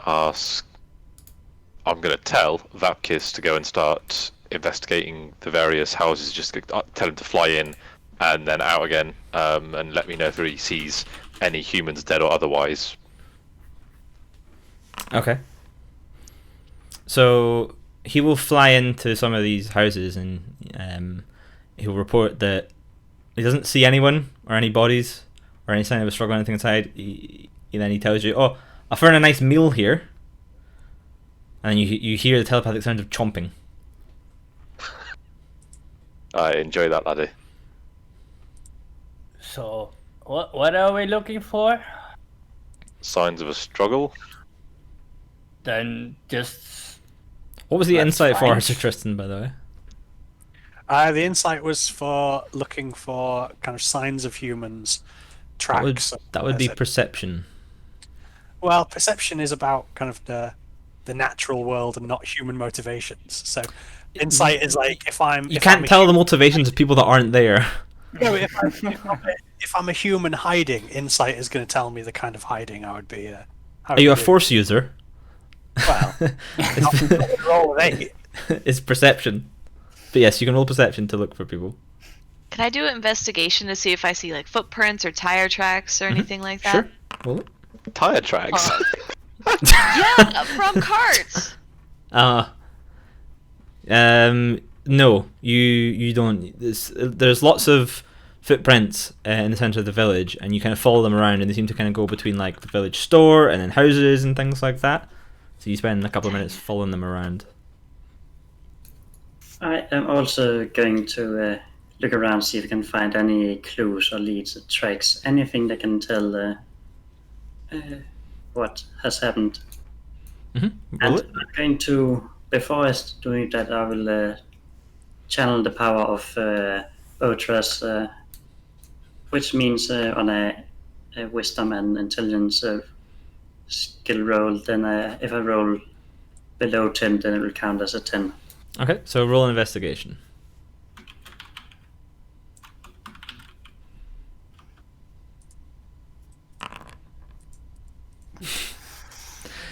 So that's So- a 12. Yeah, it's 12, thanks to your magic. So you pop your head into some of these buildings and stuff, and there's signs of like there's food on tables that's sort of like half eaten, but they're like it looks like people have just kind of got up and walked out and just left it. Everything is left as it was. There's no sign of struggle. It looks like people have got up, walked out. And like they haven't even closed the doors behind them, they just walked out and there's nothing there. You can see plenty of tools. There's the regular farm tools. There's also like some like what look like mining tools, like pickaxes and things like that, and so a bunch of carts all propped up in this part of the village, next to a trail which has got lots of cart marks on it, which kind of goes this way.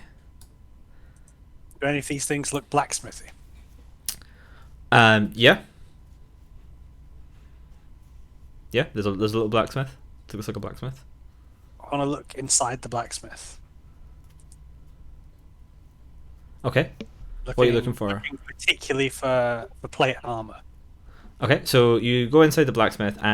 There's lots of evidence of tools that are worked on and forged and things like that. So like pickaxes that are being like reforged to get their point back again, shovels, other farming equipment, mining equipment, especially there's lots of that, and you know the hit of a pickaxe against stone all day dulls it. So this blacksmith is probably busy day in day out, resurfacing and refinishing all these tools. Presumably everything's cold in the blacksmith. I mean, if you go near the forge, it's still hot and it's still on. Well, it's obviously not been stoked. But, the embers are still glowing dimly, and you can still feel the heat from it. It's not that long ago that this was used. Probably today. What's the giant circle in the middle? It's just a little sort of wooden stand, that's like like 2 steps up type thing that in the center of a little village. Maybe that a bard would play on it, or like the town mayor would stand there to talk to the village and things like that. Just a little stand. Okay, at the bottom I see like a bunch of buildings squared up like close to each other, so there's like alleyways, I assume. Yeah, you mean like down Right here? there, yeah. Yeah. I just want to walk in an alleyway where it's like where more like the back of the stores and see if I can see anything around there. Yeah, so you do, and you see like there's like a general store, a bunch of little sort of like houses that people would live in, and everyone you look in, everything looks completely normal. It's just there's no people there. It looks like they've just put down whatever they were doing and left. Okay. Is there a door closed nearby? Door A house closed? or a shop? Yeah, some of them are probably closed. Okay, I want to walk up to one door and just try to make it open. Okay, yep, it opens. Okay. Then I want to go inside and like, now am I inside a house then? Or? This one's a house, yes. Okay, yeah. Then I want to just look for signs of life, like leftover dinner that what people were eating or lunch or whatever. Or Yeah, just go upstairs if that's possible as well. There's a couple of signs like that, like like a bowl of soup that's sort of half finished with a spoon sitting in it. There's a fireplace which is like burnt down, but there's still some heat coming from it. And there's like an almost burned bit of meat left in the bottom of a pot which was sitting on top of the fire. Ooh, that wants to eat meat. Okay, it's burnt, but it's edible. That's fine. I'll eat it. Okay. Can Snow walk into a very clearly residential house and look around? Yep. What are you looking for? So she's looking for signs of people packing and leaving. So she's looking to see if coats are there, travel shoes, toiletries, like anything from the bathroom, whether it be like makeup, brushes, anything like that, if they're still there. If Their they're travel toothbrush. That kind of stuff. Yeah, exactly. Yeah. So everything you would expect to see in a regular residential house in a small village is there. Like there's cloaks that are hung up in the back of the door. There's boots that are sitting around. There's no sign of packing. Like there's very little in the way of like belongings. It's quite a not a very rich place, like a little mining farming town. But there's plenty of clothes and things that are still there. What meager belongings they do have are still clearly there. So Sorry. can I cast detect magic then as I'm traveling around Yeah. as a ritual? Okay. So you open your mind to magical influences around the area as you're walking around, and once the ritual finishes, you can't see any faint auras within 30 feet of you, but you can hear.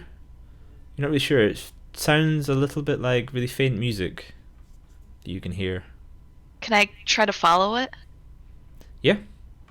So you come out of the little building you're in, and it's sort of it's hard. It's really hard to tell. It's like you sort of stop in the middle and sort of stand and look around and try to like place where it's coming from, and then sort of slowly make your way up this way towards this path. And then can you give me a charisma save? Oh no. So you get to about here on this path before you even kind of realize that you're on the path. Like you were so engrossed in following where this faint music's coming from that you've got like 50, 60 feet out of town along this path before you kind of really sort of almost like shake your head and like, whoa, hang on. So I call this out to my friends or my party. I say, hey guys, I did detect magic. There's no magic, but there's music, and I kind of followed it, and it's really kind of blurring as I'm standing over here somewhere. So that's why you wandered off. Yeah, there's do you hear the music? I don't hear it, but I can see that they have been leaving that way. Yeah, nobody brought anything with them. All their valuables and packing, like stuff that they should normally pack when traveling, are left. I feel like something bad happened here. So then this can be kind of pointed out, like some of the other guys start to hear this faint music as well, and it's hard to place. Like, you've not really heard anything like it before. Can you all make charisma saves? Oh, You guys. should I also make one? Yes, please. What? Do I make another one? No, you don't need to make one. So, Hosanna and Snow, can you also roll perception?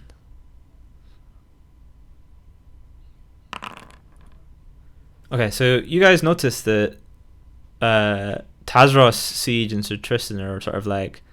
Oops, I was accidentally drawing at the same time there. Are like kind of halfway up this path and kind of just like wandering away up the path. And Tazros, Sir Tristan, and Siege, you guys are just like, you're not really aware of it, but you're kind of like, like, where is that coming from? And you just Please sort make of me like dance to it. absent-mindedly walking along this path, like, sort of, what is that? Where's it coming from? Can I because since I have some sealing wax, can I take some of that and like put it in like their ears? Climb on top of them and like slap it in their ears to try and get them to stop listening to the music? If you want, yeah. So who are you going for first then? I'll do Siege since he rolled the lowest. Okay. So you're going to run up and shove wax into Siege's ears. Yeah. Like not in like a hurting their ears way, but more of just to muffle out the faint music. Yeah. Okay. So Siege, you kind of like snap to it, and you're like, I'm gonna go. Someone told you about some music, and you sort of went to try and listen to it. And now you're like 100 feet from town on this path, and you're sort of a bit like, hang on, how did I get here? As if you just woke up from sleepwalking or something. You're a little bit confused and a bit discombobulated, and you can't hear anything now. Like, you see Snow in front of you, and you see her little like cat mouth yapping at you, but oh my god, you can't hear anything. You're deaf. Snot? What the? She Where are we? shows the wax and points at his ears and then like motions for him. Come on, we gotta go get the others. And she points over at Tazros and Tristan. I'm gonna pick at the wax in my ear. Like, I'll put my finger in my ear, try to figure out what's going on. You find there's wax in your ears, and it's like blocking your ear holes. I'm gonna leave it in for the moment, but follow after her, like, Okay. really confused. You have the deafened condition. If you're leaving Great. the wax in, FYI. Now you just- can't get charmed, don't worry. So just make sure you're familiar with the deafened condition. The others are still walking. They're walking quite slow. It's like they're not as like walking at like regular walking pace. They're sort of like ambling, quite gently. Let me speak, then I would try and shake Tristan and Tazros out of their trance. Yeah, so you can like shake them, and then like again, it's like waking someone from a sleep. Like Tazros, you're confused and disorientated, and it's kind of hard to understand what. Like, you remember it, like you remember the actions of walking there, but you don't really remember why you were doing it or what. Like, it's really confusing. And the same for you, Sir Tristan, when someone shakes you. So you guys have sort of like made it maybe like to this far out of the town now. What are we doing? There's music. It's bad. It's like trying to lure you away like a charm. You guys gotta. It is charm, yeah, and most likely the same that has taken the villages. You gotta either be super charismatic or you gotta plug your ears up with some wax or something so that you don't get charmed. What are you trying to say there, Snow? I'm saying we can't get charmed. Where they are, so we just need to go and rescue these villagers.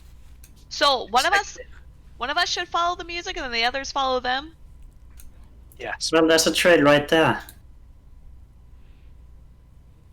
Seeing all of this going on like some silent movie, and them all talking at each other, and the fact that none of the rest of them have wax in their ears, I'm going to take the wax out of my ears to try and figure out what the hell is going on. Okay, you can take the wax out of your ears. You're no longer deafened. I missed all of that. What's happening? Music. Charming the villagers with some magic. And Ah, make them go this way. Balls. Okay, I'll follow your lead since you're the magic people here. We'll have to follow the trail and hopefully not get charmed ourselves. Okay.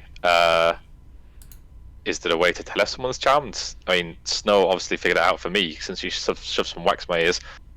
Thanks, I guess. Is there a way to tell if someone's charmed? Is there a way to stop it quickly? Just shake them. Just shake them. Okay.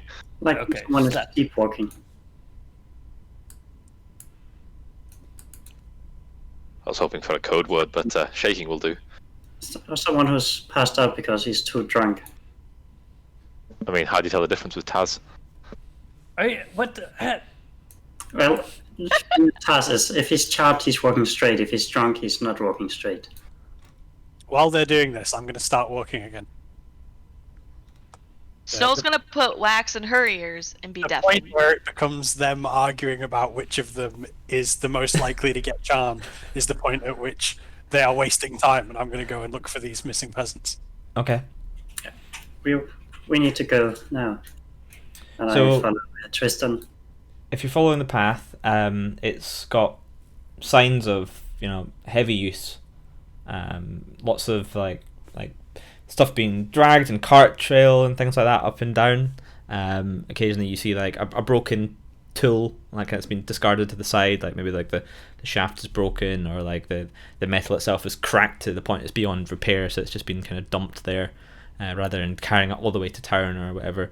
And maybe like 300 feet up this path, it kind of like curves around some trees, and then there's a low hill with like kind of like a rock face on it, and cut into the side of the hill is like a cave entrance, and it's been kind of like propped up with like timbers, and then some like mine tracks, like mine cart tracks kind of coming out of it, and then a whole bunch of like carts and things, and like hand cranes and stuff like that kind of around, and it looks, surprisingly enough, like the entrance to a mine. Right, light a torch and head in. Does this path lead us closer to Hammer?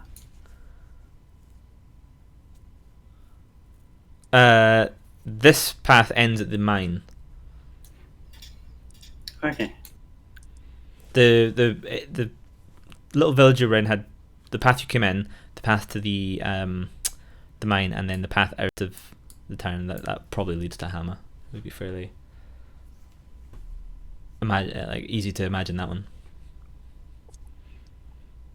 So Snow makes sure there's wax in her ears, and then she follows Tristan in. Yeah, follow inside as well. Siege is going to take a glowworm out of his pouch. He's going to cast Dancing Lights. And 4 globules of lights will appear. There we go. Did it. So I just you've follow. got your light. Snow's got her recorder. So Tristan's got his sword. So what have Hazana and Tazros got? Well, I got dark vision, but if I need any light, I'll just use produce flame. I think he meant as a prop. You got a Millennium Falcon. That's good enough. It was better. Yeah, yeah, exactly. Anyway, If so it was like, let's fuck about, and Miz is like, no, we got work to do. Yeah, I got booze. Of ale. yeah. So the entrance is just like a gentle slope, and it kind of goes into the hill, and it's quite straight and narrow. 10 feet. It's got the track kind of up the middle, and it's lowish ceiling. Like you can stand, but like if you were to jump, you could probably bang your head off the ceiling type thing. So it's not you don't have to crouch or anything, but it's not exactly spacious, and it just kind of goes down very gently into the hill, into the darkness ahead. I'm going to whisper to like stage whisper to Tristan ahead of me. Hold up! I'll send a scout down and get Fap Kids to go in ahead of us, about 80 feet ahead of me. Okay, so he flies ahead of you, grumbling as he does, Yep. and is like, "Oh my god, It's the same What is here. You mean there's no one? No, I mean it's the same corridor. It's just 80 feet further down. Keep going, laddie. Keep going. Okay, back. You can't hear him. Thankfully.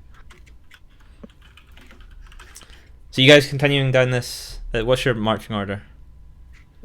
I'll I go think I'm going to first. put me up front so I can actually send Vapkis as far ahead as possible, so we've got as much advance warning as possible. Mhm. So I'll take the lead. Okay. So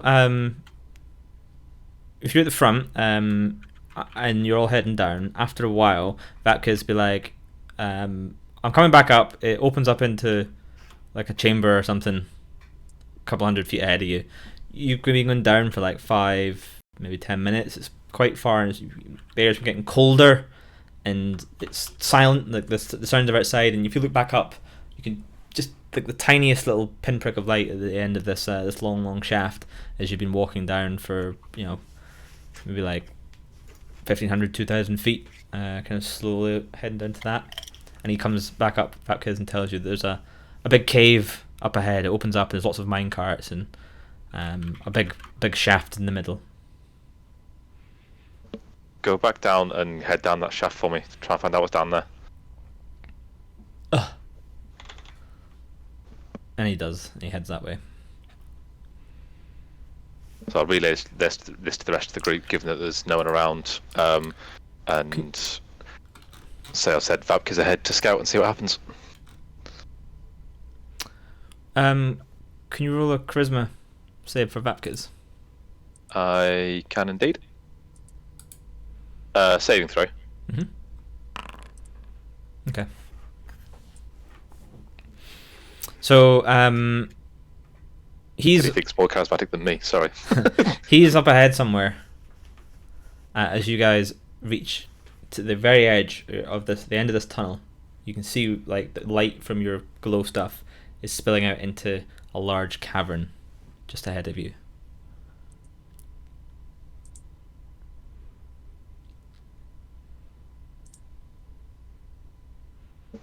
Vapkis didn't mention anything about enemies in the area, but if you want, I'll go and scout through it.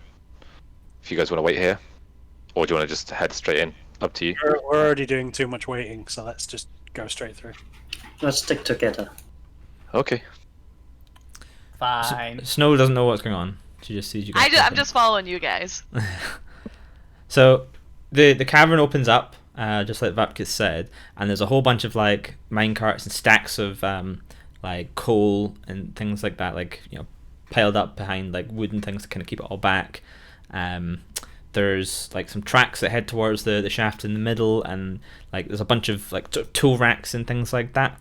And in the center of the room, there's the mine shaft, which goes down, and there's like wooden struts around it with like a big winch system and a big like sort of hand crank thing. Like probably would take 2 people to operate that. And you can't hear anything from Vapkis at the minute. It looked like the winch has been recently used. So He's rolling too. well, I mean, you can see that the platform, the chains and stuff are going down into the darkness of the pit. So whatever is connected to it is probably at the bottom, or at least out of sight. I would say just straight on till we find some. Try and raise the thing. So give me a strength then if you're going to try and raise it. That's what will help him. Okay. Then While yeah. this is going on, I'm going to cast Mage Hand. Okay. So it's quite easy to, with 2 of you, 2 strong, burly humanoids, you can like winch this thing up, and you can hear like the clanking of the chain, kind of like it wraps around the mechanism, and then it sort of goes into like a covered up wooden a pit to the side, like where the excess chain is kind of curling around inside something probably, and you can hear as it's slowly coming up, and while you're working away on that, Siege, you cast Mage Hand. Yep. Just having it invisible and standing by if needs be. Okay.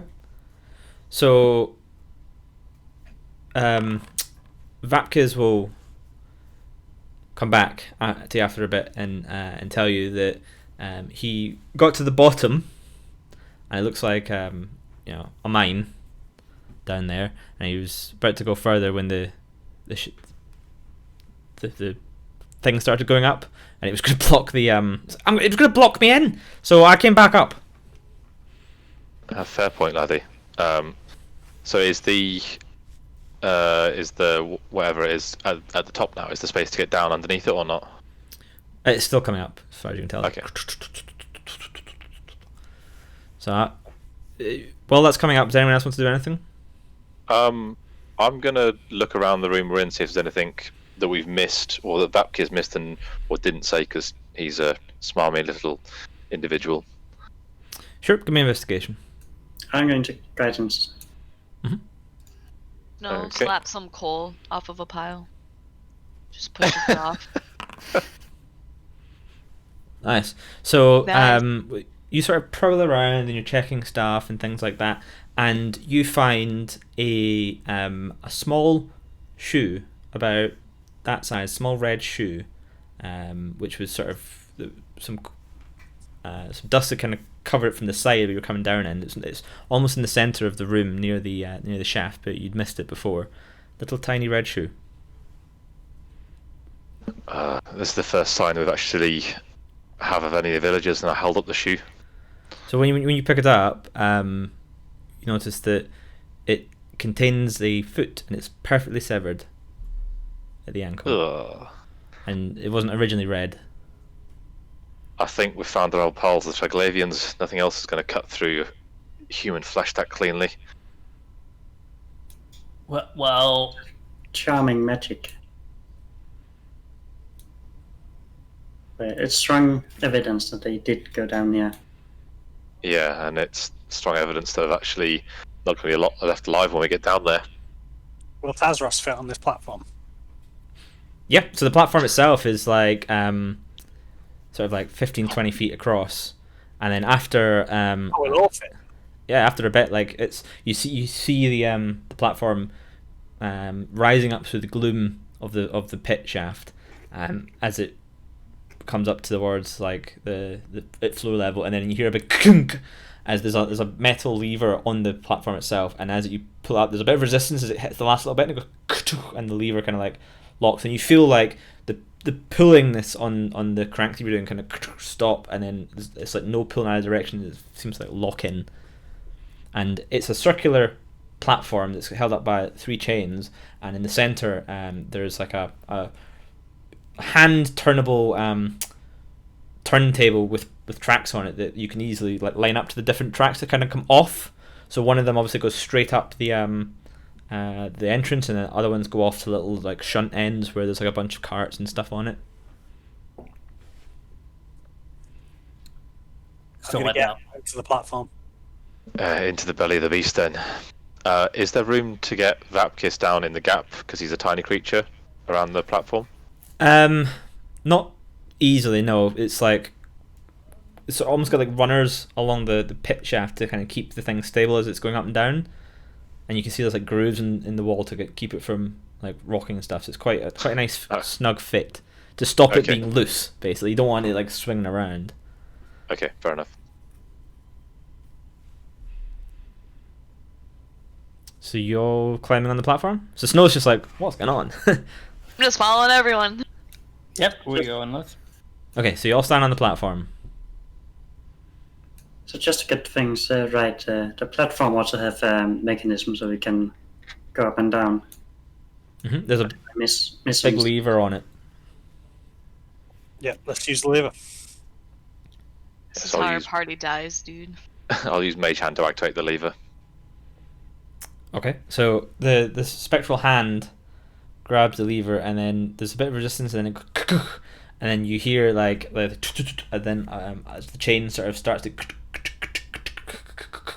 and then all of you feel a slight judder as the platform starts to go down, and it's moving down like if this was the ground kind of passing in front of you, it's moving at that kind of rate. Is it goes down into this pit? Question: do I need to keep the hand on the lever to keep us moving?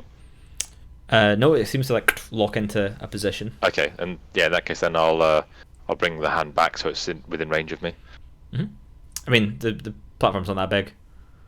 Yeah, I know. It's just so it's actually there and available. Okay, so the platform will go down for feels like quite a long time. Like this is, I don't know if any of you have ever been in a mine before. Your characters, I mean, but you probably think that this is a deep mine. Like you feel the oppressive weight of all those millions of tons of stone pressing down above you. There's a breeze, like a constant breeze, kind of coming up, and every so often it kind of goes back down around you. You feel the air quite far apart, like 30 seconds or so apart. Every sort of big gush of air, then back down again. Can I roll something to see if I can recognize this wind pattern, because it seems a bit odd? Go for it. What should I roll? Investigation.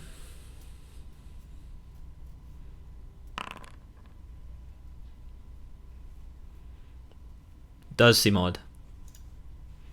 But then again, this could be normal for a mine. In fact, it probably is normal for a mine. It's almost like it's breathing. Probably normal for a mine. Can I check if the because this is not like a normal generated like shaft. It's made by people. Can I, on like my dwarven like stone cutting and stuff like that, figure out by who it made? Is it has like a certain signature or something? Yeah. So you get to roll it with advantage. I believe it's a history check on stonework. So roll that. Ha. So even with a roll as poor as that, this is obviously shoddy human stonework. No dwarf would ever make stonework as sloppy and as rough cut as this. I mean, look, there's bits where the platform like scrapes off the rock because it's not perfectly level and stuff. Nah, it's Knew it. exactly humans. Bloody humans. Yeah. But the stone is relatively it's like soft rock, so it's not like super hard like granite, which is really hard to mine through. It's quite a soft-ish rock, almost like sandstone or limestone or something. So you can see they've cut quite fast and quite deep through it. Probably trying to get through this layer to get down underneath it, where there's probably better stuff like useful building stone and coal and things like that. But yeah, this even for a dwarf, this is deep. So for humans, very deep mine. Can I like figure out how deep it is, depending on what rock is like at this position? So based on just kind of everything so far, your knowledge of stones, your knowledge of like being underground, being in mines and things like that, it feels like with everything you're probably down like maybe like 1,500, 2,000 feet now from the surface. Okay, I will share it with the rest of the group.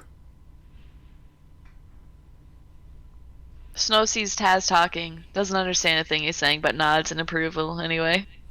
Wow. So every so often you'll sort of pass little shafts that are cut out of the stone. They're small, 2 feet across. As we go past these, can I send one of my 4 goblins of light in to actually look into them? Yeah, so it's just like it just kind of goes and it kind of like snakes off a little bit, and it's quite rough hewn. It looks maybe like they're just trying to see if there's anything in that direction, as far as you can tell. Hard to tell from here though. Okay. Otherwise, I'll just bring them back and have them stationary above us in a diamond pattern. Yeah. So every so often you pass another one of these little shafts, and then give me perceptions all round.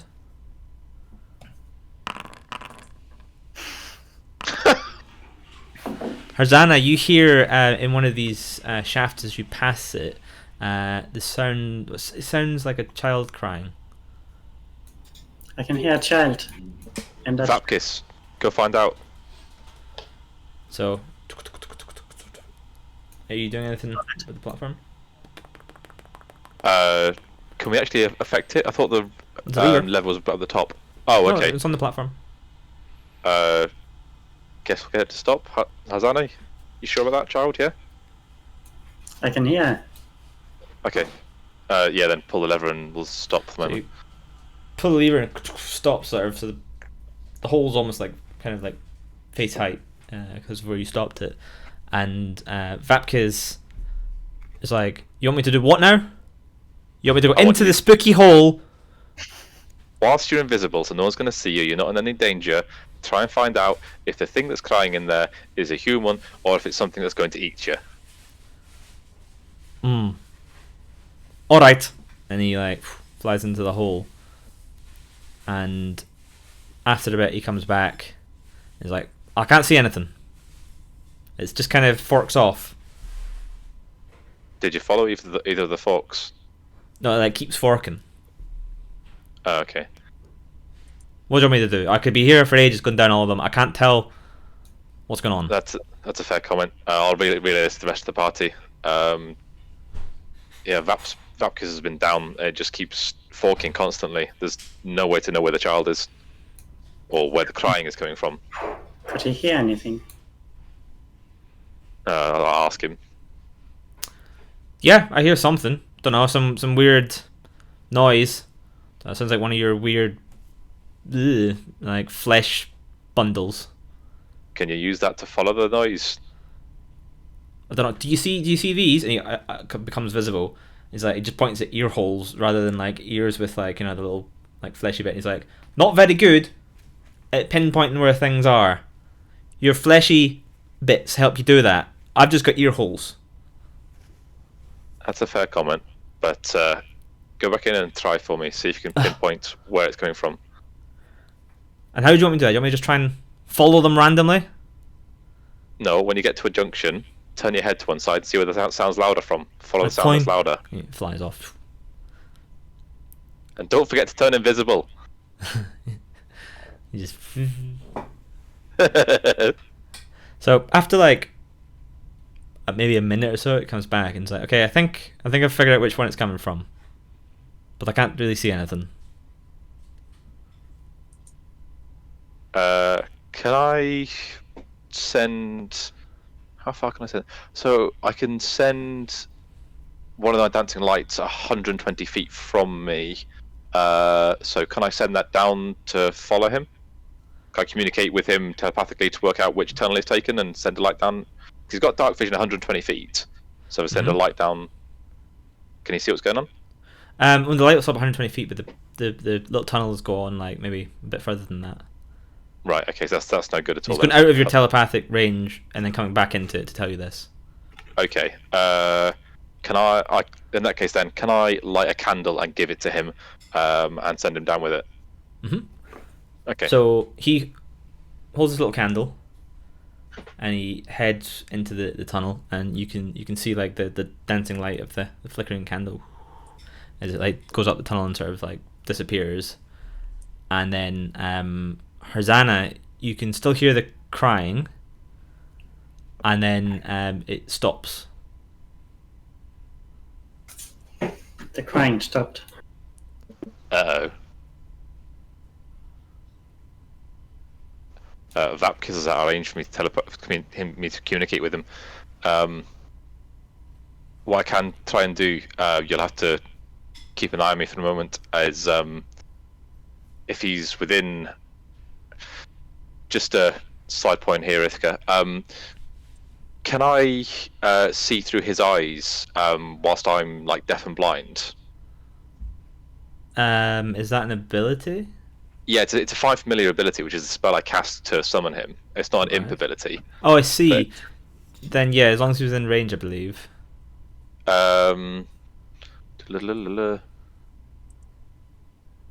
There's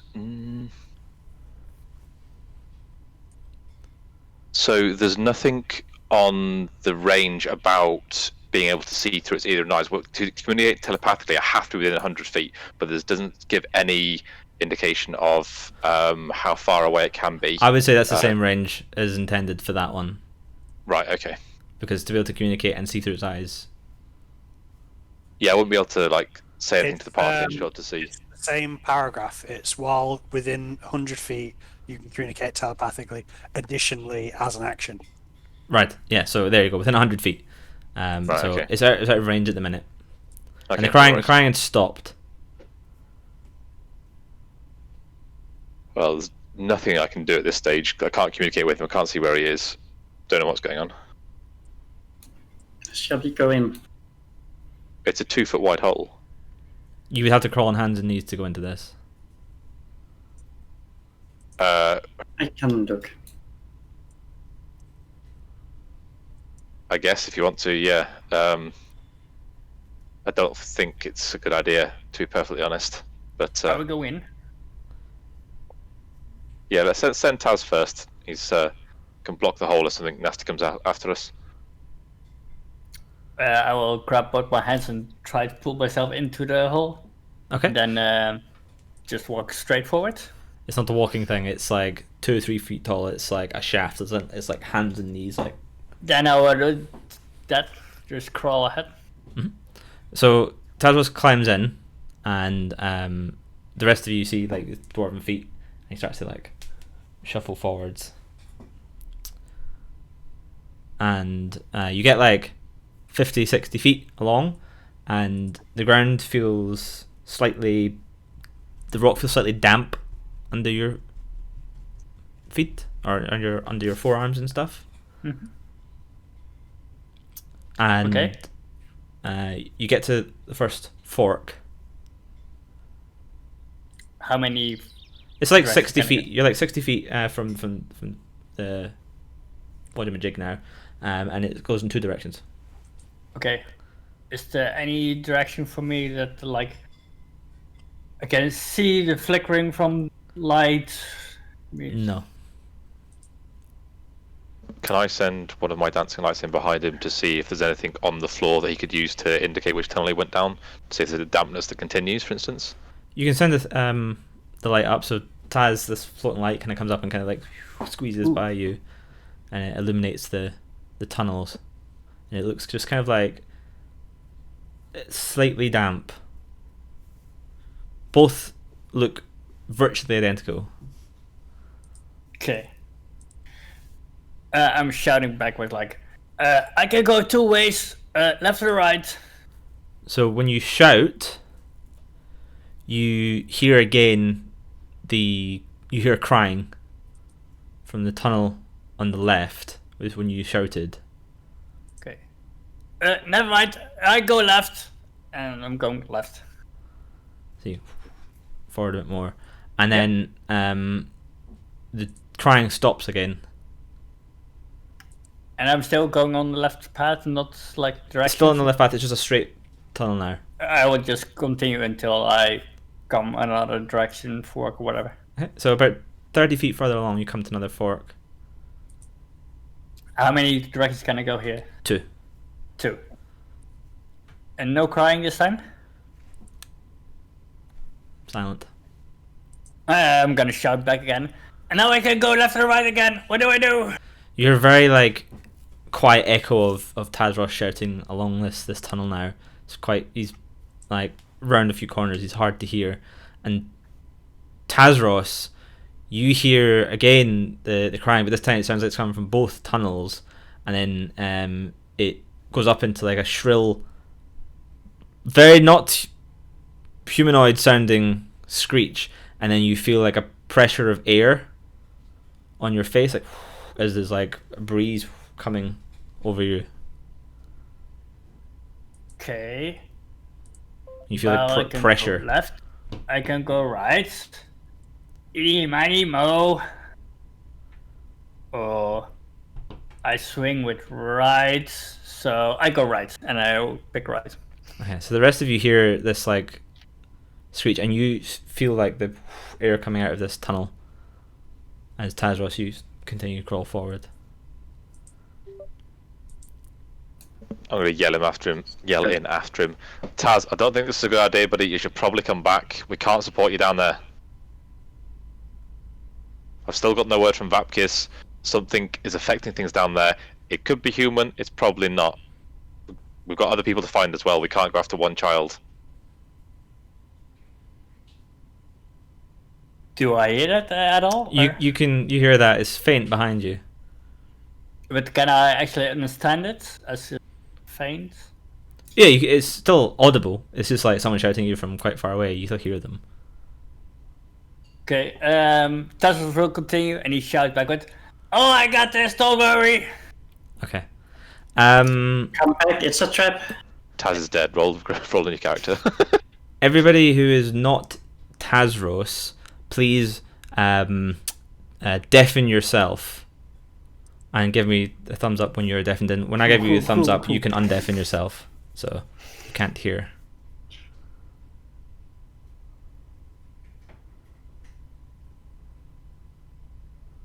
Just waiting for I've no idea how to do that. Oh, never mind.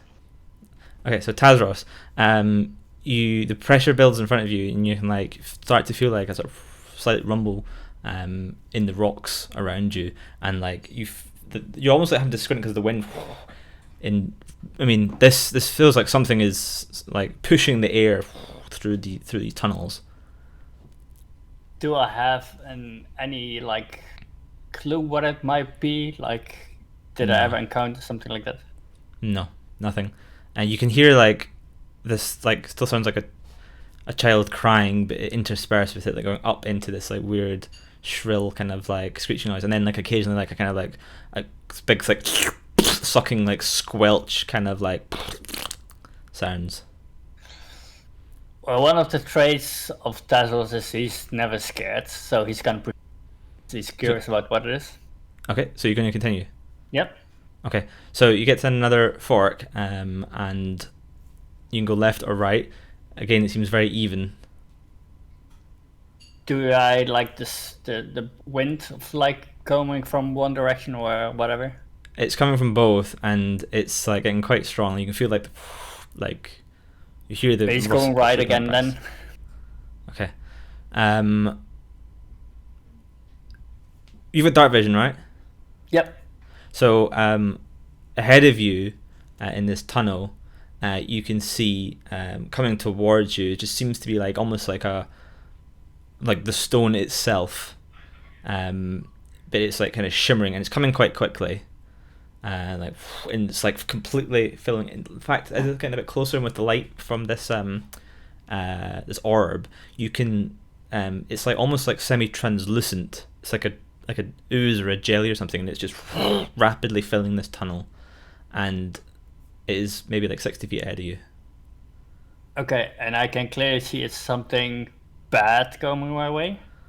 I mean, you've never seen anything like this before, but it is hurtling along this thing like towards you, and with the light, like you can see like shapes floating in it. Shapes floating in it. Well, that doesn't seem that nice.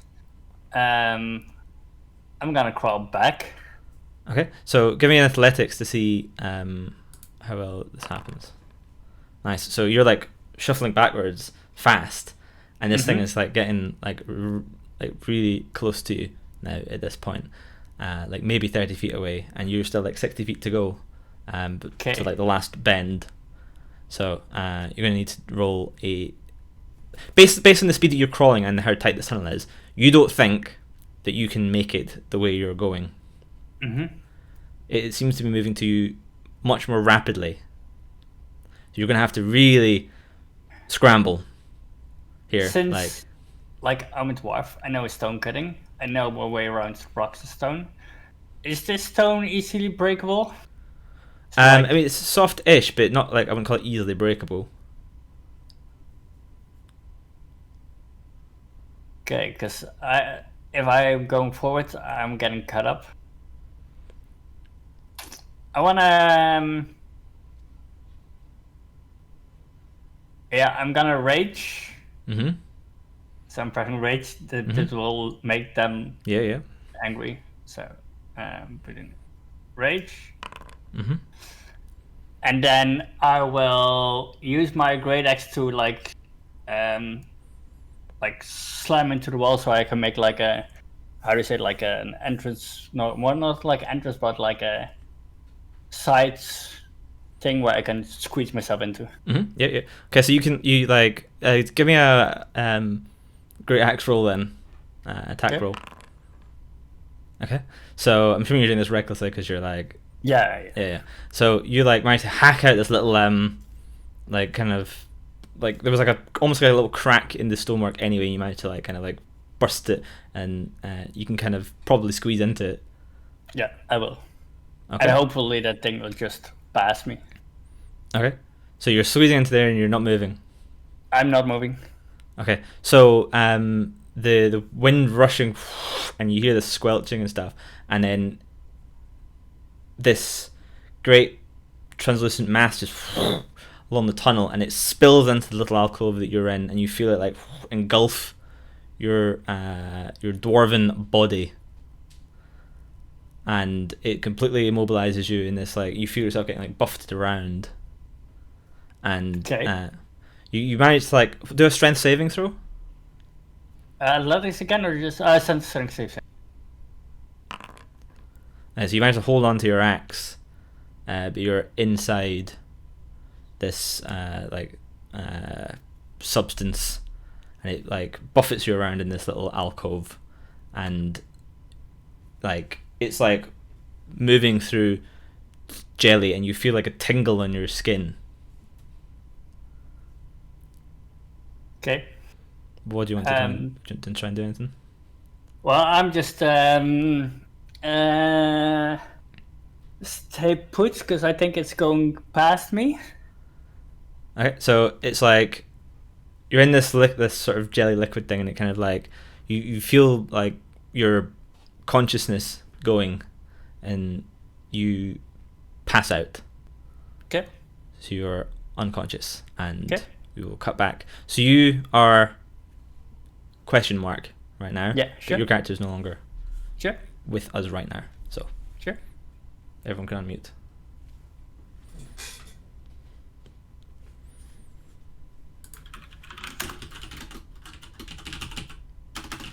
Unmute yourselves. Or undeafen yourselves even, I should say. Undeafened. That was tense. Jesus. I wasn't even in it. So I'm waiting for Rain to undeafen as well. She's got wax in her ear, she can't hear us. Rain! Rain! Hopefully she's... Hey! I was watching stream chat and then looking at the maps. I didn't even see you guys. So the rush of air is like seems to like stop, and then it goes, and you feel like air kind of sucking in to the tunnel. Taz, can you hear us?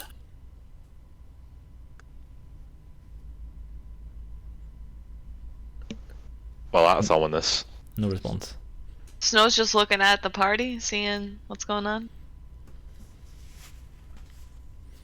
So Tazros is probably dead. Whatever ate him ate my imp, and we know how don't have another frontline fighter. We're going deeper into the earth. This is not going to end well. But what else can we do? Carry on. Snow just points at the tunnel and does like a hello, like. Then she does like a big circle motion and points at the tunnel. I mime to her taking the wax out of one ear. All right, so she does so. And explain that Taz is now dead, basically, and we've lost him. How'd he die? No idea, lassie, but he went into the tunnel, he heard some crying, it stopped, and then he stopped making any noise, and he's Well, let's go not after him. responded. Let's go after him. Why did we send him in there by himself? I mean, are you anxious to go in there and meet whatever made him go quiet? I mean, we came in this tunnel to fight whoever kidnapped the people in the village, right? Is it a walking tunnel or a crawling tunnel? It's a crawling tunnel. Was he crawling because he chose to, or because he had to? Because they had to.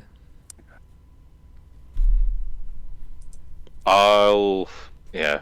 All right. We've got to go find our buddy. I'll stealth into the tunnel. Okay, so you're crawling into this tunnel and you're going stealthily. Yes. Snow Okay. follows while putting the wax in her ear, back in her ear. Okay, stealth rolls, please, for both of you. Crap. So, you climb in. Snow stows her flute. As she does, there's a little moment of cat flatulence, and it parps her flute as she happens to store it near her cat butt. And you climb into this tunnel. Miz losing it. Sorry.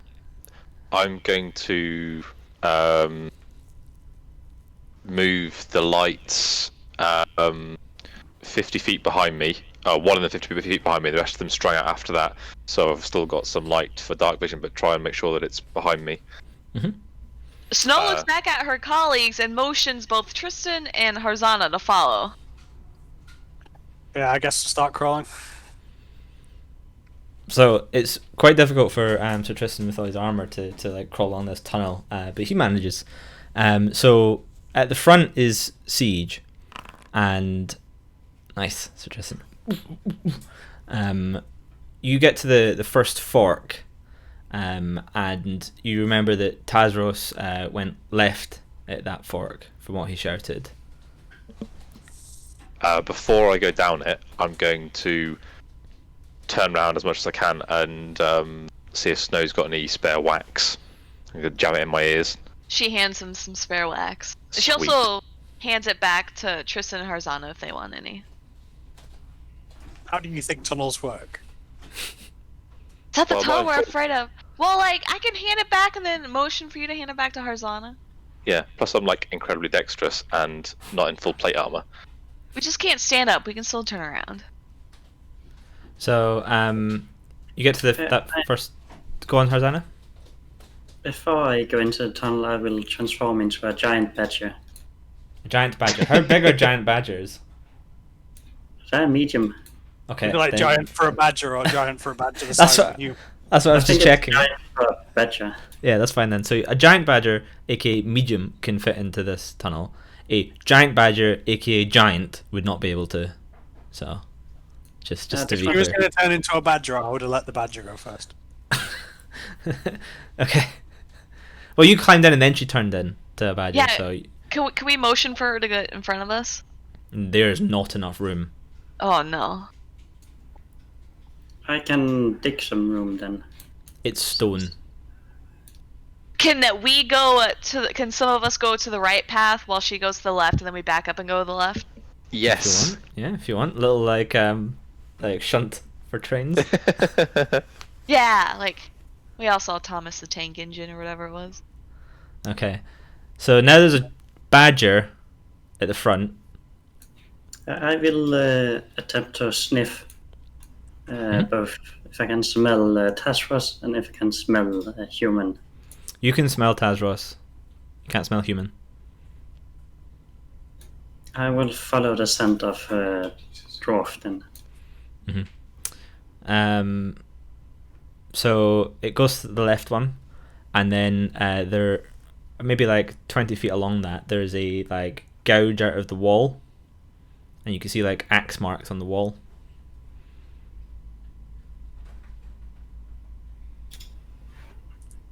I point at the X marks with my nose. Mhm. And then I move a bit forward to let the others have a look.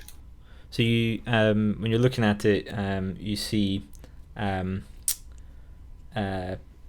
little like pouch that Tazros kept his beetle in. You see that there.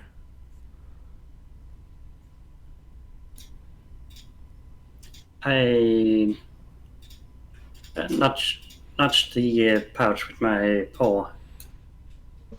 I'll pick it up as we move past it. Do we notice if Tazros continued down the tunnel or it was taken into the hole? The hole's just like a divot in the wall, Oh, like a gouge okay. out of the wall. It doesn't. It's like the tunnel is like that, and it's just a little. Okay. And so there's axe marks.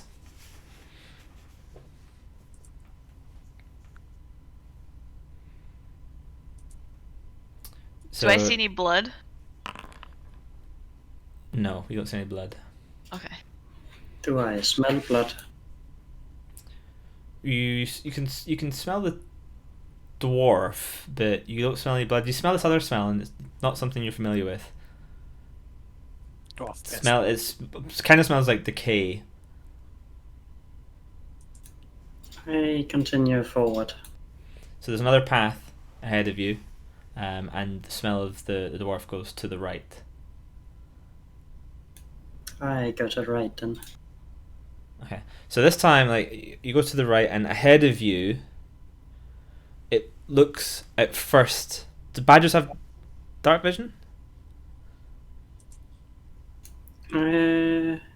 Yes, 30 feet. Okay, so about 30 feet in front of you is when you see it looks like the end of the tunnel. But the light coming from behind you from Siege's magic balls, you can see that it's like the stonework is slightly translucent and it's slightly like pulsating and moving. I will carefully move forward and then try and claw the thingy. So as you get closer, you can see now that it's moving. It is slightly translucent, and you can hear the sort of like squelching as it's like moving, and it's clearly not stone. It's like some sort of like ooze or jelly, and it's just filling the tunnel. And I'll attempt to claw it. okay, so what's detect magic? Okay, Yeah, while so she's doing that, I'm gonna cast Detect Magic. as a spell slot. No, as a ritual. Okay, that's a 10-minute thing, so you can start doing that. Yeah, I'll start. Okay, so Harzana, as you get like up to like touching distance of it, you can see like in the jelly, it's like there's like shapes in there. Like it's hard to see, but there's objects and something in there.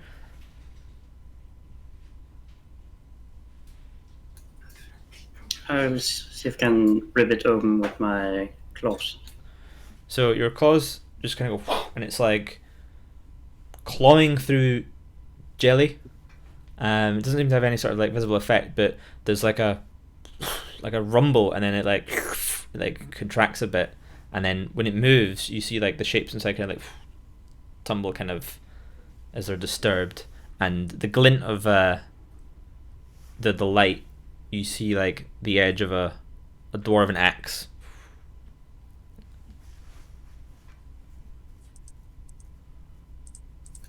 I keep clawing. So you claw, and this thing is like, and it's like shaking, but it doesn't seem to be doing any damage to it. And you're like little globules of this like goo, and it's like, and it starts to like, almost like suck back up the corridor away from you. I look back at the others, see if they have any input. I point at the axe and I say, but I don't know if she can hear me. I go, "Well, it looks like Tazros is. Grab it." I wouldn't put your hand in there. Let's follow it. Maybe. What was the same thing happens to that? Does that to Harzana? So the Which walls you have can't hear 'cause stopped, and it's like, and it's like pulsating, and then it's like starts to like come towards you, Harzana. The good color is like grey, like rocky, but slightly translucent. I back away. Okay, so it's like you feel like the breezes. It's like because it's completely filling the space, so there's like it's pushing the air as it goes. I watch as a fluffy badger butt comes towards my face. I keep going, making sure to keep distance. Okay, so it seems to be like coming. It's like speeding up slowly, as it's like coming along the corridor, and it's moving now at sort of like not much slower than the speed that you're kind of like backing up. Follow Hazana's example and try and back up, but I'll also bring one of the lights past me and try and push it into this substance. Okay. What are these lights? Are they? They are an evocation cantrip. Okay. So they're literally just balls of light.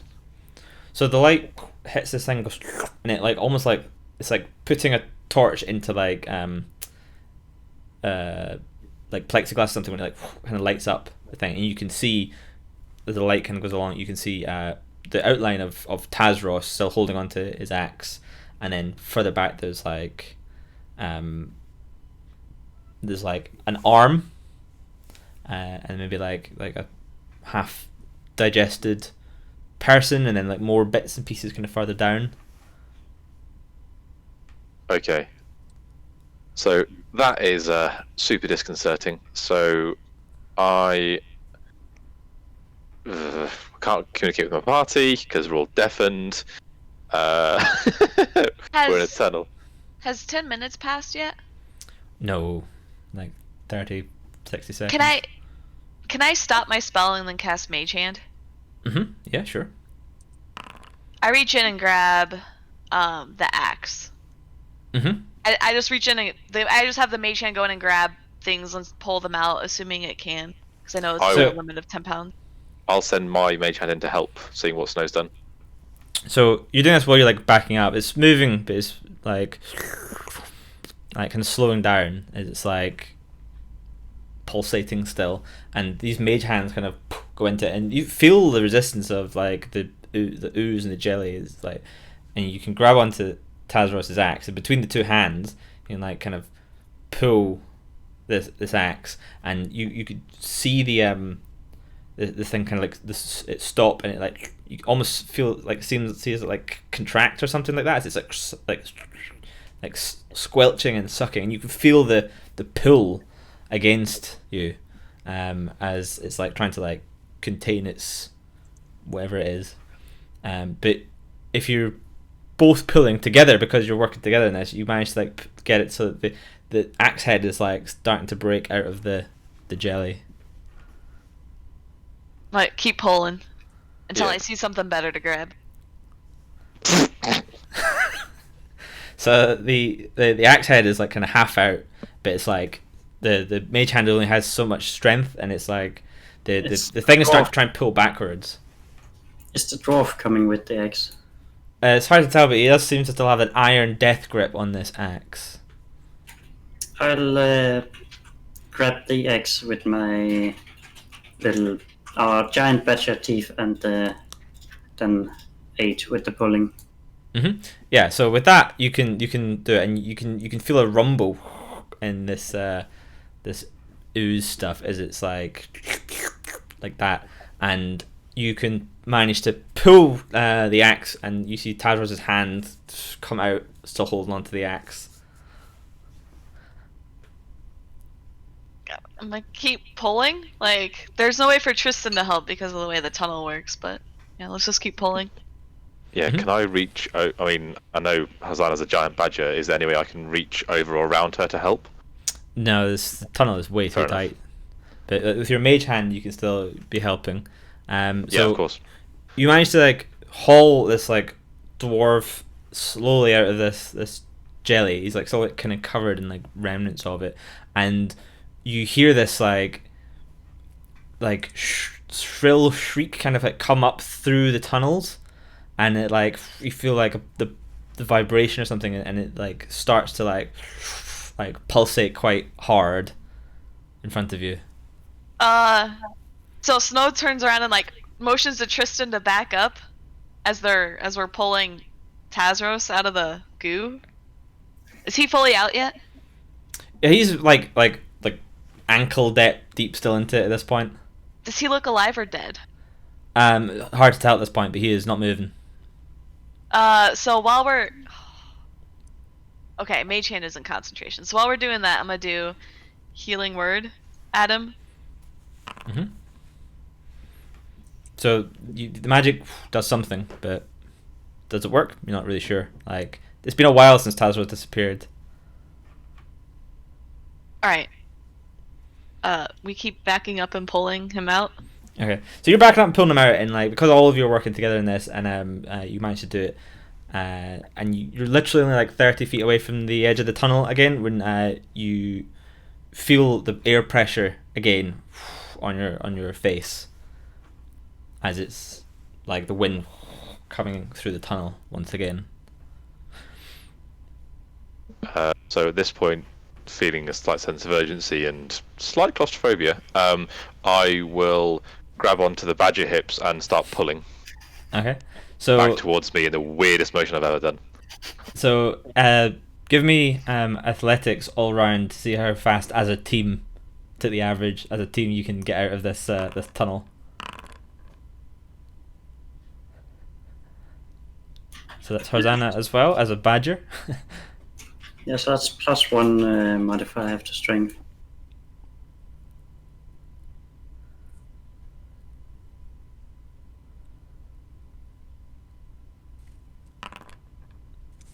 Nice. So as a team, you manage to like shuffle and pull out, and then you pull Tazros out, and he flops onto the platform and is out. He's unconscious, dead. You're not sure. Wait, we're on the platform. Mm-hmm. All right. I'm gonna immediately do medicine. See if I can start by yelling and slapping him awake, and then what little knowledge I have of CPR, because I understand goo is not oxygen. Yeah. So he's like he's like cool to the touch, and like there's like still like bits of like jelly and stuff all over his face and like in his beard, and like when you do see her, it's like coming out of him, and it feels weird on your cat skin when you're touching him, like where you get it on you. And with the 17 and the medicine, he isn't dead, but he is not in a good way, in the sense that there's some magic here. This is not just him being unconscious. There's something else. There's some magic going on. So I point at the lever and then I point up to try and get people to start moving things up. I'm gonna cast Detect Magic as a ritual because I don't really have any spell slots left. I'm gonna try casting it again. Okay. So there's magic here. There's like some sort of stasis magic on Tazros that is like, it feels weak and it feels like it's dissipating, but there's definitely some magic that's keeping him in this like quasi almost dead but not dead state. Okay. So while Snow's doing this, I'm going to send my mage hand over to the lever and set it going up. Try and get us out of this tunnel. So Wait, what about your thing? This is out of character. Your imp. You can dismiss it and resummon it somewhere else. Yeah, he's invisible. I've got no idea where he is. Not heard from him. I'll worry about him later. So you pull in the lever to go up. Yes. Right, so you, and then there's like a good couple of seconds of nothing happening. You can still feel the air on this thing, and it seems to slow down and stop, and then it starts to go up. Once I know we're travelling upwards, then I'll dismiss the imp temporarily. Dismissal seems to fail. Oh dear. Okay. Do we have to go save him?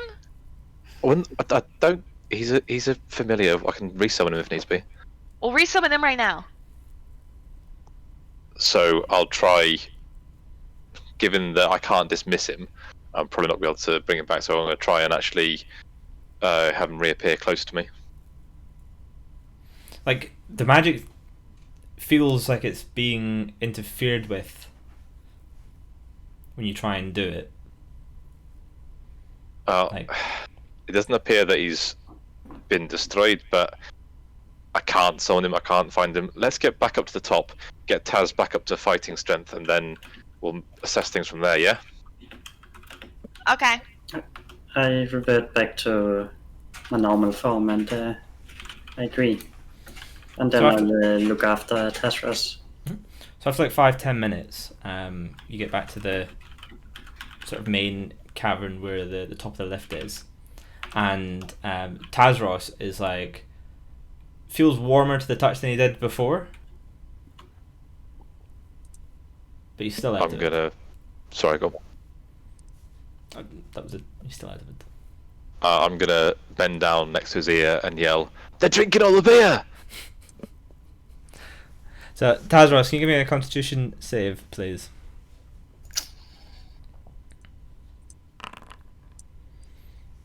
Nice. So you feel like really sluggish, like waking up from like a really heavy sleep. Like your body feels just weighted down. Every part of you feels heavy and sluggish and slow. But you hear the sound of someone yelling at you. It's something about beer. It sounds super far away, like, but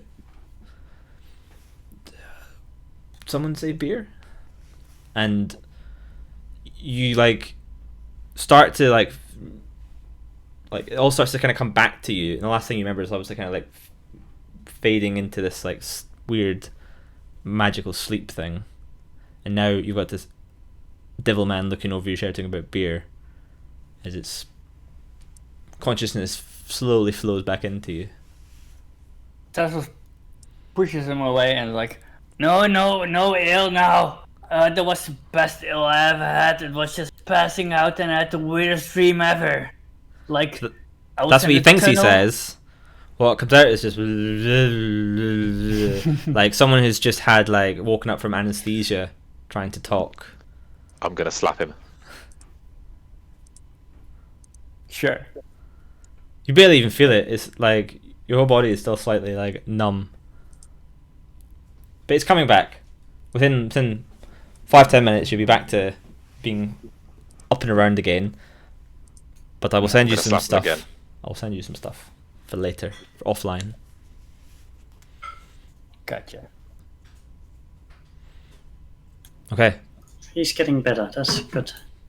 Snow has taken the wax out of her ears and goes, Tazraz, what happened? Blah, blah, blah, blah. Fuck's sake, dude. That was the worst. What the fuck? I just saved you. What happened?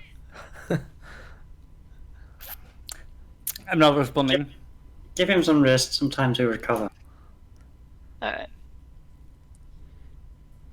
Let's get back up to the chamber. We'll take a short rest there, wait for You're back at the chamber at this point. Captain McHale to actually come to, and then we'll try and find out what the hell happened down there. So short rest in the chamber, then go wait for Taz to actually tell us what happened. Yes, no? Yeah. I don't know if I want to do it in the chamber. I'd rather go back to town, but we could try it. Well, at least we're like alert now, I guess. Are there any other routes out of the chamber? There's a couple of like sort of small tunnel entrances, and then obviously there's the main one that goes up. I want to poke around in one of the other deeper entrances. So- I'll come with you. So you look into them, and you don't need to roll an investigation or anything like that. They don't really go very far. They're just sort of like natural kind of cave tunnels, and some of them looks like they've been picked at a little bit. But there's obviously they decided that the rock around here is not worth it. Some of them are probably just being used to like store things, like they just pile up broken tools and like spare bits, almost like a little storage area. But they don't lead anywhere, and they don't go particularly far.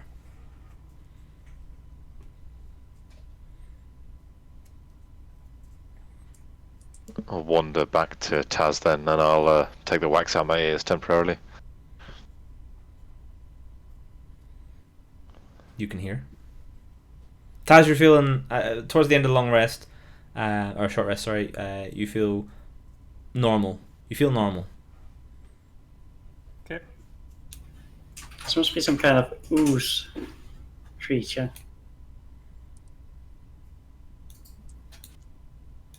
Could be what is taking the village.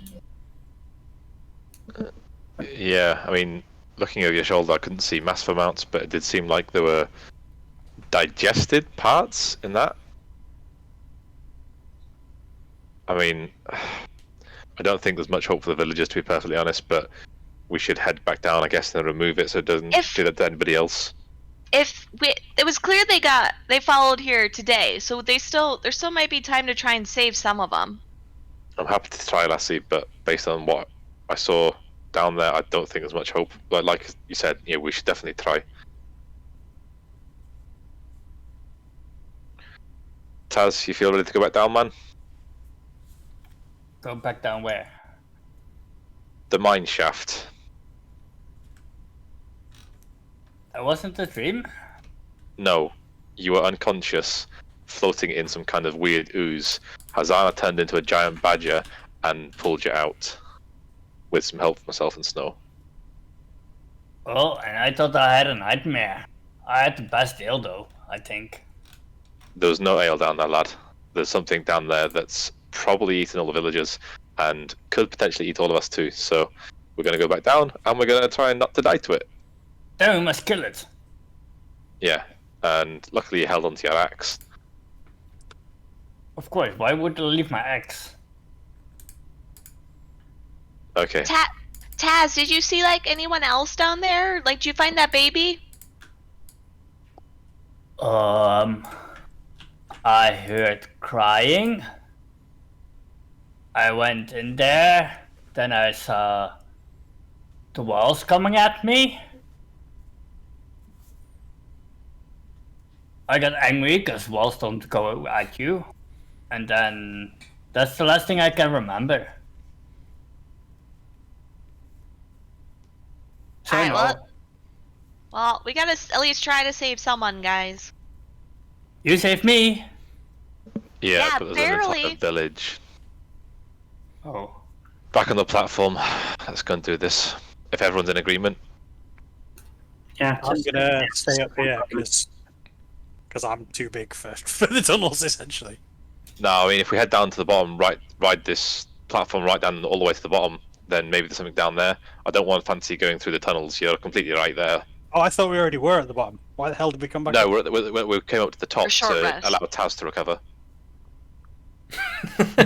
So we never actually got to the bottom in the first place. Nope. No. No, because one of the party members was unconscious. We couldn't raise him. That. Oh. I mean, if you want to go and abseil down, that would be a B, I guess. But it seems the best course of action. He didn't No, say anything but- otherwise. On the platform and then brought the platform further down. Oh, we set up. Back to the chamber. Yeah, that is apparent. Christ. Man is overtaking his life. So are you getting back on the platform and going back down? Yeah, and we're not going to stop until we get to the bottom this time. Okay. So platform Snow puts starts wax to in her ears again. Snow puts wax in her ears. I'll Platform do the same. descends.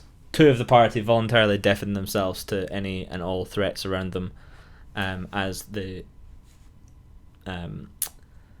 platform chugs down. Can I make a check to see if I know of any ooze that can have some sort of charming magic? Yes, you can make a. I guess that would be a nature check or Arcana, your choice. Not something you've heard of. You've heard of a couple of different types of oozes and things like that. They're quite unusual oozes to find around. Usually in strange places and kind of few and far between. You have occasionally heard of places actually making use of quote captive gelatinous cubes as almost like a kind of waste disposal system. They kind of just keep it in a pit and just chuck stuff in, and it dissolves whatever is chucked into it. But you're not really aware of something that lures people in, or it seems to be what was happening there. But that's a new one. There must be something else that's luring people here. These oozes can't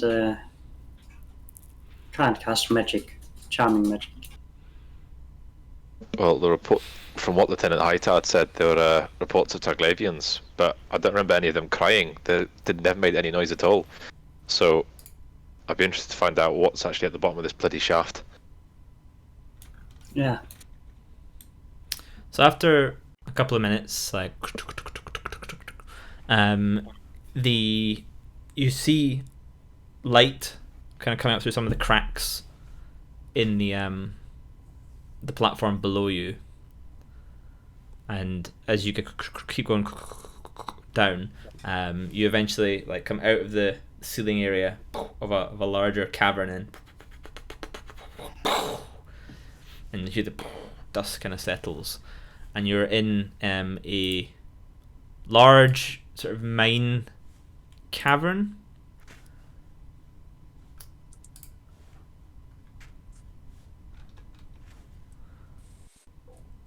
Which you should all be on now. Mm-hmm. Yep.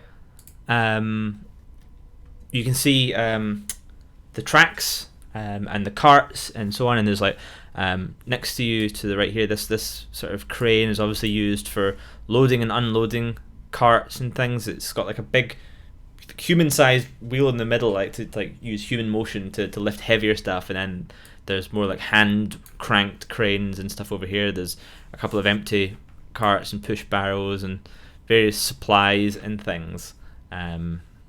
It's the pit of a working mine. Can I see the barrel of TNT that I've just pinged? Yeah. Is there any light down here? Yeah, so those lanterns are lit, the ones that are providing light. Do my dancing lights help with the general illumination down here, or does it not make a difference?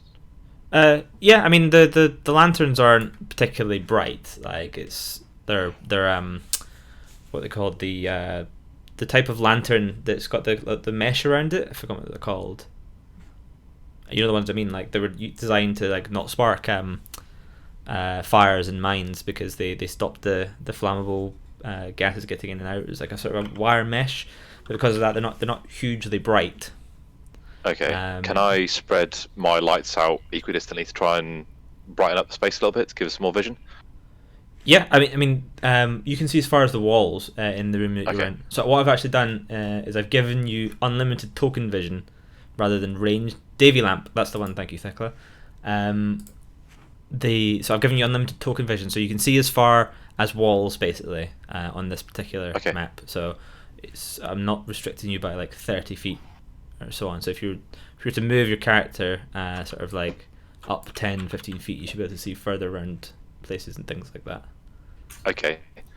How many tunnel entrances are there down here?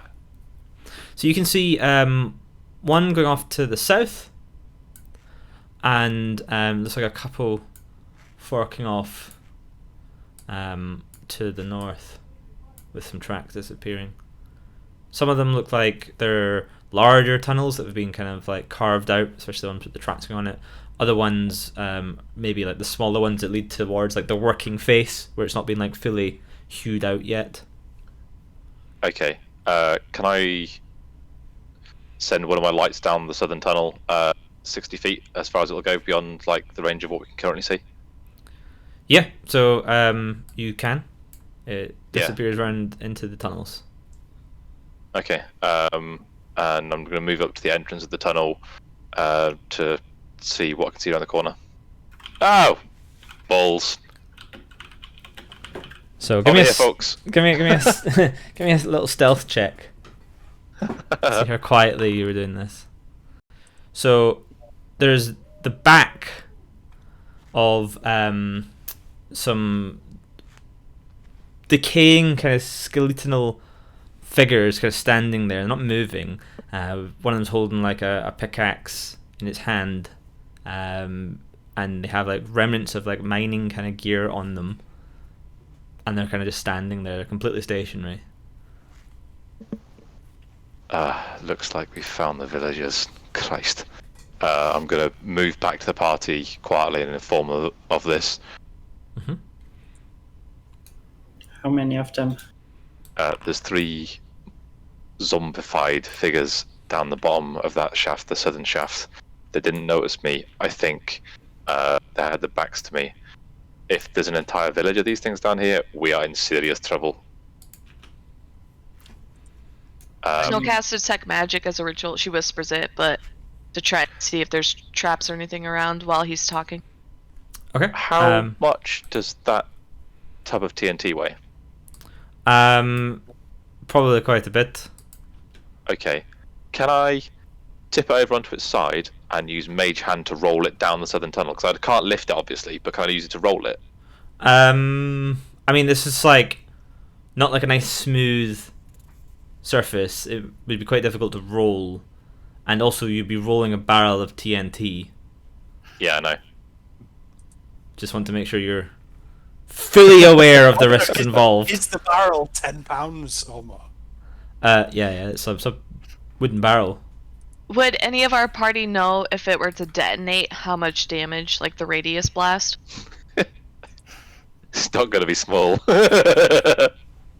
Well, as soon as he starts messing with it, I'm going to keep distance. You people are legitimately scared of your own shadows. There's 3 skeletons. We can just do them like that. I'm not scared. 3 that we can see? Scared of Yeah, it. an entire village that's missing and a giant bloody cube that could eat us. Yeah, but most villages are 50% at least women and children, and a woman and child skeleton is going to be much less dangerous than a full-grown adult male skeleton. Your It's a argument. skeleton. It doesn't matter if it's male or female. So you just got a point. Exactly, it's a skeleton. Frankly, if the think you skeleton can- could lift a weapon, I'd be impressed. I don't think you can apply basic biology to something that's undead. I mean, the skeletons are there, and there are more places to go there. Why don't we go there? Alright, let's follow the suicidal maniacs into battle then, I guess. After Okay, you, Sir Knight. Which direction? Well, would you go? I only have 3 spell slots left, so we gotta be careful. I have Shatter, and we can shatter the entrance so that they can't get to us. We may need. I'd hold. What range stuff have you got? I'll click on Shatter so you guys can read it. Actually, it's my favorite spell. Alright, so what it does is it just collapses everything around it. So what we can do is collapse. Like, we would collapse this tunnel right here. Like, you see the icon? Yeah. That would Wait, stop no, it. a load-bearing tunnel. What? If we start collapsing parts of a mine that we're at the bottom of, Oh, I see what you're saying. Yeah, that's a good point. But I don't want to explode it either. you guys are out here like, let's blow a thing up, let's collapse a wall. How about Wow. we use the weapons that we brought and we apply them, dangerous side first, towards these individual human-sized enemies? Let's just wait a moment because Hazana's got a good point. He's asking for human tracks. Yeah, so plenty of signs of human movement in the dirt and in the gravel around. There's like, I mean, it's a working mine as far as you're aware. This morning it was a working mine, so there's plenty of signs of activity of human, yeah, and that's not surprising to you, really. So which directions? Like, have they been moving up north, most of them? I mean, it goes in every direction. It looks like there's a lot more activity north. I mean, there's more light coming from that direction, like light spilling around the corners and things like that, as if the tunnels are more lit that way. But it's not exclusively like all activity is this way. There's activity signs going kind of on all of the different entrances, and a lot around this the central area.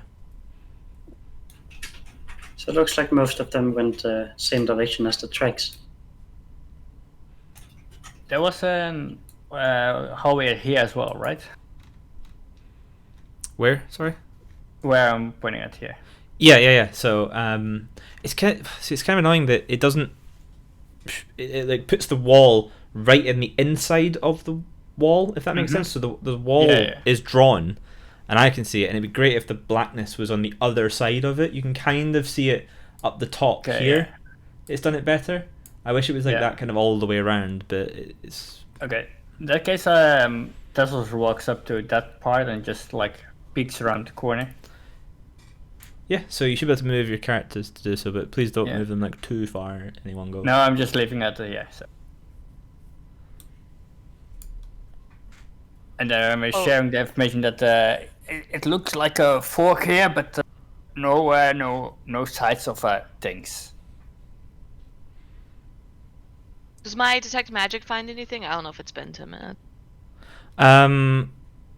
Yeah, the time you guys have been investigating around, there's not any magic in this area. I thought you were having a smoke there, Rain. I looked over and just saw this like... The string cheese! Yeah. Tell us what you found. I found a hallway that leads into more hallways. Okay. And that's it. Last time I went into something like this, it didn't end well. I think Sir Knight is right for a change. Let's go and dispatch those 3 down the bottom and then move on from there. At least know that one entrance is secure, right? And you guys would literally rather just run around in circles on the off chance the skeletons won't turn around than deal with the skeletons that we know what they are. Not all of I'm us just want to afraid swing a there's gonna sword be into a something. Yeah, there might be a necromancer. Yeah, you people are scared of your own shadows. Let's deal with the problems we can actually see.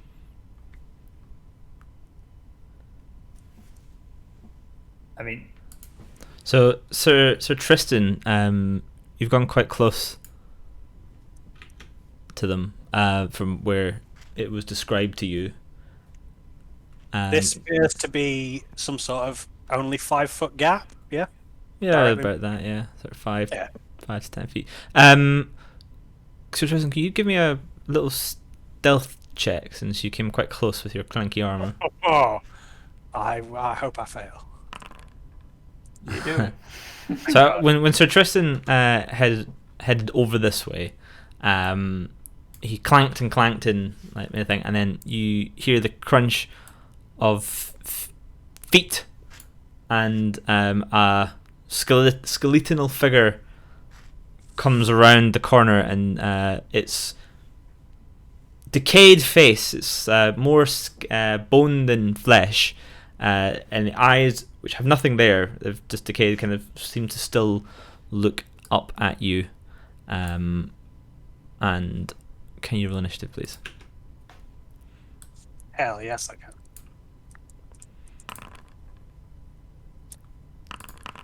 Goddamn, dude.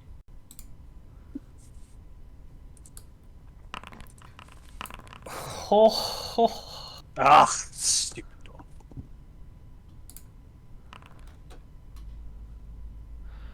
Very nice. Everybody has rolled, so let us bacon and tomato. So that one will like kind of like use its sword and like run up and down the wall next to it, and it will shamble forward towards Sir Tristan, and it looks like it's like tattered mining clothes are kind of around it. It's got this pickaxe in its hand, and it is going to try and hit at you, Sir Tristan. And I feel like I honestly should take a screenshot of that one. Uh-oh. So obviously it's rolling like twice. It doesn't have advantage, but it's rolling twice because of the way I've got it set up, just like you guys are. And with its first hit, it crit failed, but it second one was a crit, So it rolled a 1 and a 20 in the same go. So it's very lucky. It misses you, Sir Tristan. It misses you. Dude, You that can- damage though, would that would have been the damage? Yeah, that would have been the damage. 33. Being dead is better than being alive. Tazros. Just a question. The thing that happened before this, did it affect my hit points, or is that the same? Your hit As points previous. are, as far as you can tell, they are the same. Okay. Then I'm gonna use my totem spirit of the eagle to use Dash's bonus action, which is this one. And gonna dash towards the skeleton and say hi to the skeleton with my great axe. Hang on, Rain, do you want that pink thing deleted? So I want the pink circles. The pink lines I drew for my reference to remember where stuff is. So you want the pink Like the circles to entrances? remain? Yeah. You can delete the pink circles. I don't know how to do it. You just click on it in the measurement mode, and then you just hit delete. Okay, so with 21,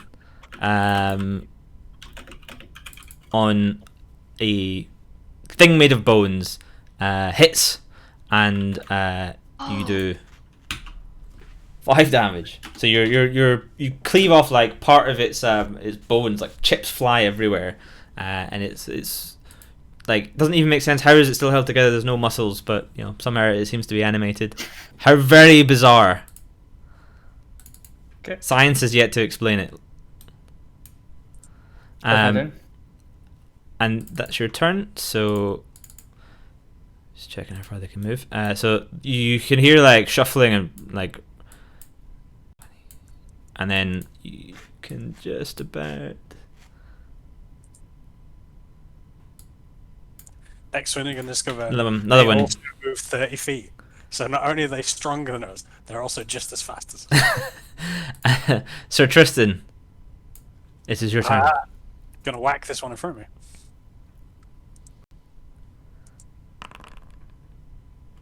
Nice, that hits. So your greatsword swings down, and you shatter off more bones, and it like lops off like one of its arms. It's like just like kind of like the torso is still there with its like pickaxe in the other hand. Okay, I'll surge and I'll hit it again. Oh, I guess I'll miss the second time. Yeah, you'll miss. But you do a valiant attempt, but you swing like, "Oh, I'll attack the weak point I've just made," but its arm is no longer there, so you swing wide and miss. There's sounds in the tunnel, and then it's Snow's turn. Alrighty. This is my party mostly looks okay. Right? I don't think I heard anyone take any damage, so I'm gonna use Vicious Mockery on the skeleton I can see. So this one right here. Mm-hmm. Oh yeah, I take the wax out of my ears. Thanks, chat. So let's find out how wise a skeleton is. Swear to God, if they're also wiser than us, Oh. He fails, we're almost on the line. Yes. and your words, you literally be like, "Hey man, you're anorexic or something," and it hurts this poor skeletal miner guy so much that his bones just kind of collapse into a pile of bones surrounded by miner equipment. I shout, "Hey, ugly!" But before I can get an insult off, he dies. Anything else from you? Let me look real quick. I will use Bardic Inspiration on. I'm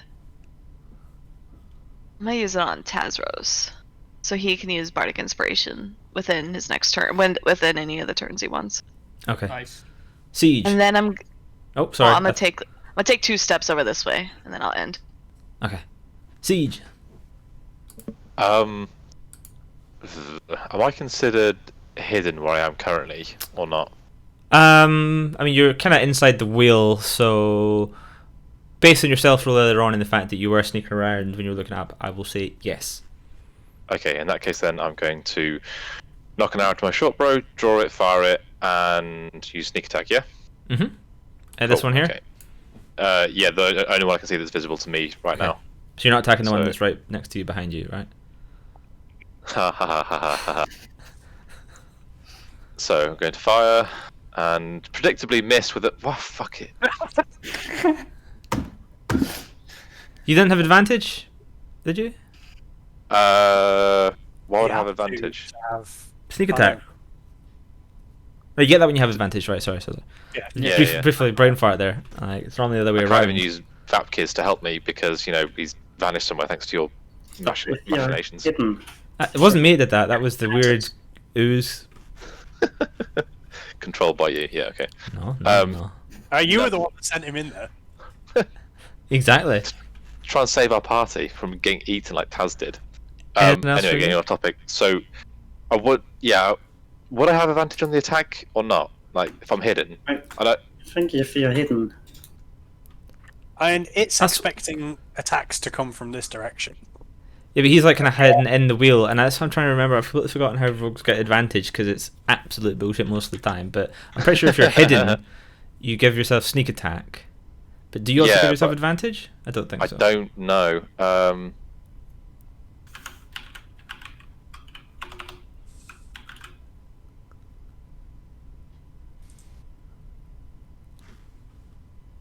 I can't remember.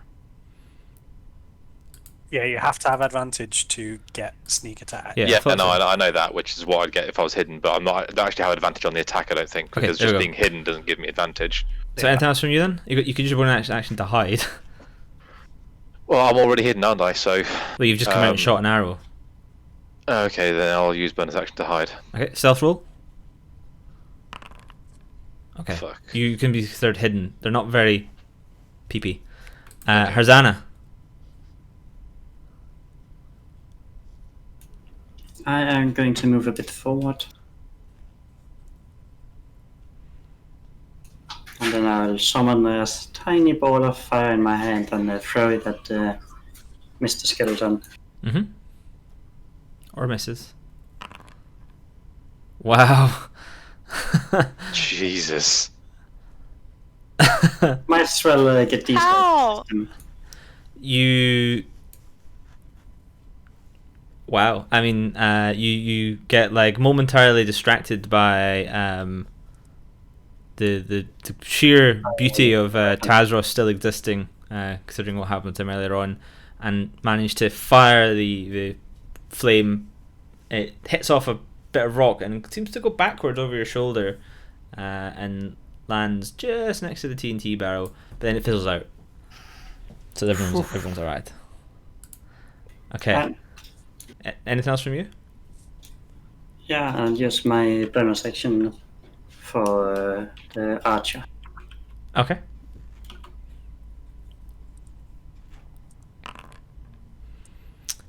That hits. Takes 6 radiant damage. Nice. So the radiant damage seems to like ignite it, and then it burns more fiercely for a brief moment.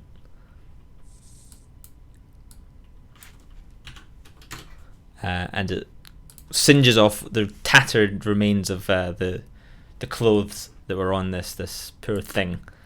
Tazros, it's your go.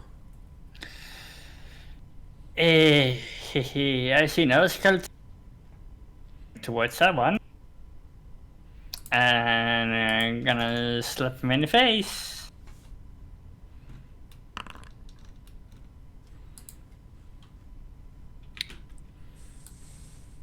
Yeah, with the great axe, normal attack.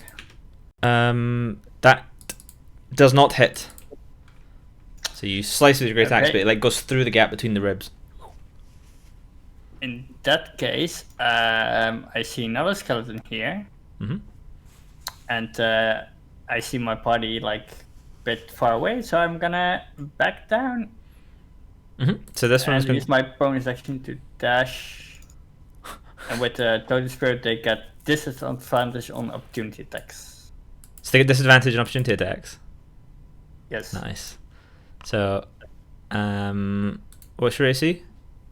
15. Okay, so it misses you as it swings lazily at you, with an old spade or something. Okay. Very nice. That's a cool one. That's a good one, that one. Okay. It is this one, and it's going to like rumble, like kind of like slowly forward, and it's going to take a swing at you, Tazros. Okay. As you've just tried to attack it. Why can't I open its character sheet? There we go. So it hits, brings its nice. So it hits for 18 piercing damage, which Okay. would be reduced to 14 and then halved because you're raging, so 7. I wasn't raging, so. You weren't raging? Ah, I see. So No, you then have 14. to be raging to get the disadvantage on the opportunity. Do I? Yeah, that's what it says. When you're raging and not wearing, yeah. Oh yeah, okay, fair. So, yeah. Don't you know the barbarian What do you call a flowchart? hit? Are you raging? No. Rage. No. That's the barbarian flowchart. It wouldn't have hit anyway. Okay, yeah. Just to make sure. So we're essentially where we are. That would be fair. Okay. Okay. Sir Tristan. I'm gonna whack it. Mhm. Missed. That's nice. Yep. Anything else from you? No, that's me. Okay. You hear some noise from around the corridor. Snow. Alright. I'm gonna use vicious mockery on this asshole. Okay. I say, hey, ugly again. Is he still alive? Let's find out. Wow, he got a 0 on his wisdom save. Not even a 1, a 0. I said, hey, ugly. Yeah. I don't even know an insult. He just dissipates into bones like the. Snow is now fairly confident that hey, ugly is a solid diss on people. My bonus action. So Taz already has Bardic Inspiration. I'll use another one on Tristan if he needs. And then I will move 2 feet over in front of Siege. Okay. Siege. Given I can't see anything, I'm going to move up 10 feet, and I still can't see anything. Crap, this is not going to end well. Going to move past into the tunnel, and that's still no monster. And move. How far that's 5, 10, 15, 20, 25. I've got 5 more feet of movement, so I'm going to move forward 5 feet more. And finally spot the bugger hiding in the corner. And then I'm going to... can I hide, then fire? I mean, you're standing in an open area with a lantern directly above you, like you're literally standing underneath the streetlight. Gonna hide under his own clothes. Well, yeah, Street light. don't cast a shadow. Yeah, maybe that'll help. I'll just fire my short bow because there's nothing else I can do at this point. Probably gonna miss. Oh my god, you guys are terrible. Yeah, so you pull your short bow back and you kind of come into this tunnel like special forces operative, and maybe you're surprised by the fact that you didn't expect it to be right there, and you briefly looked for a place to hide in the middle of the corridor, and that distracted you such that you ping your arrow off of the wall behind this skeletal miner, Harzana. And this is anything else from you? My apologies. I can't use a bonus action to dash, can I? No. Why not? Can I not? Dodge, dash, dodge, disengage. No, disengage, dash, and hide. Right? Cunning action. Dodge, disengage, and hide. Yeah, I thought that was the point of cunning action. Yeah. That's why you've puzzled me when you said I can't do it. Okay, I'm really confused. 2 seconds. Already did it to get there, or No, I didn't. Okay, yeah, so I can dash using cunning action, so in that case I'm going to run the fuck out of the tunnel. Da-da-da-da-da. Nice. Harzana. I am going to use my action to prepare shooting arrow at the magical arrow at the first thing that comes out of that tunnel. The first Or thing. the first undead thing that comes out of that tunnel. Okay. Just clarifying. And Little that- small child runs out. Help me! Harzana just evaporates a child. Okay. A lumbering skeletal thing turns the corner. Harzana, you can see it. Do I have a clear shot? Yes.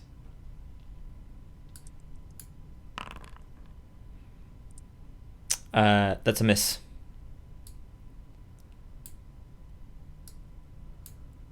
And this is going to swing at Sir Tristan.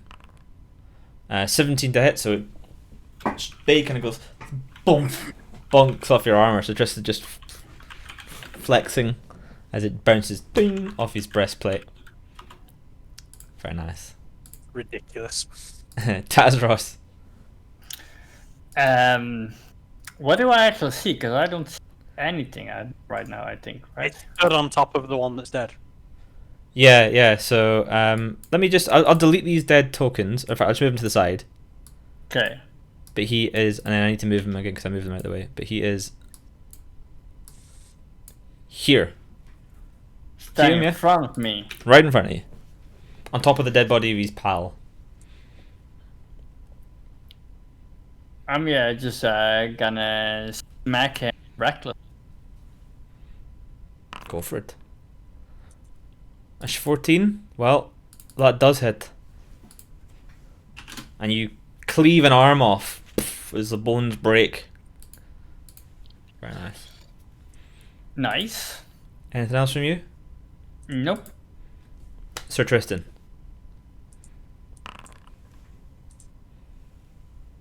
Fuck's sake. Sir Tristan is really put off by these undead. Oh, It's the cramped quarters. It's just, He's got- I'm used to having a bit more space to backswing. Exactly. You hear scraping in the cavern up ahead. Snow. Well, since Tristan's not doing it, I'm gonna use Vicious Mockery to try and kill this thing.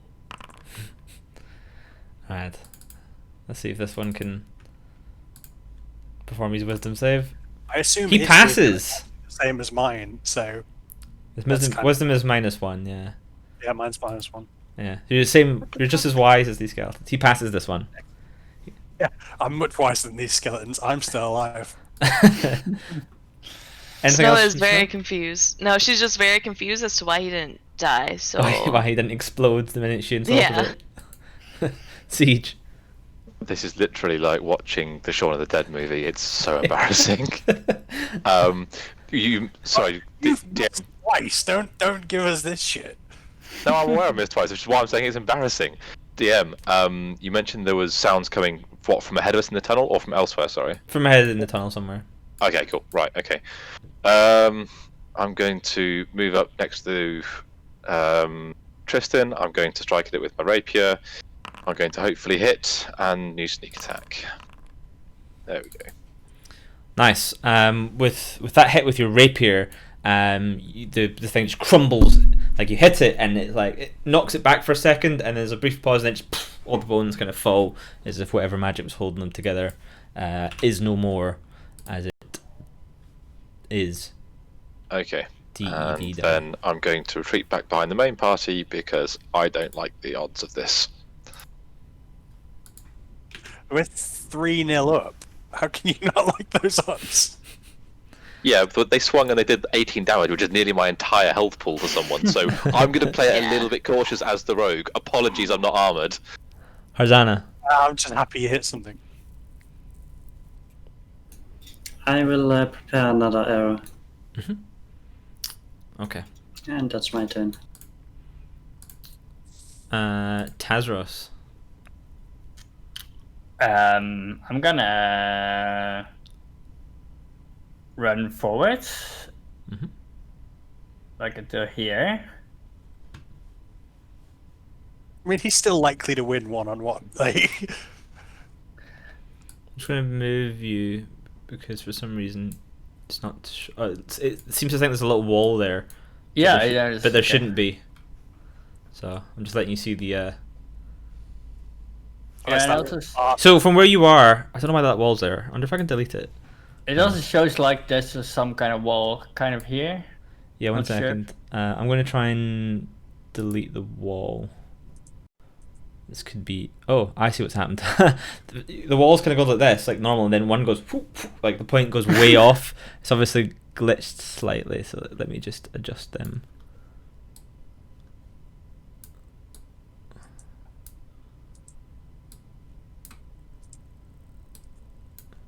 Okay, you should be able to see now.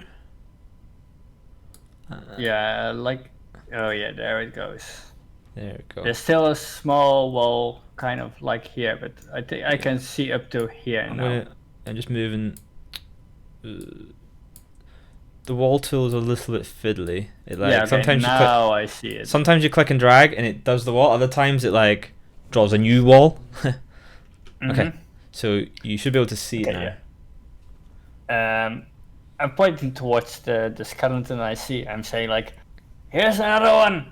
And then I'm gonna. So this one, by the way, so it seems to be only the top half, and it's like stuck in under some stones, and there's some water kind of around it. It's like that's what you hear.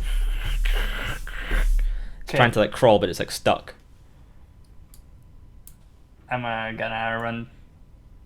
Can I walk towards him? Yeah, you can make it. Yeah. So it's like on the ground, like just like the torso, like kind of crawling, like, trying to. I'm gonna attack recklessly and.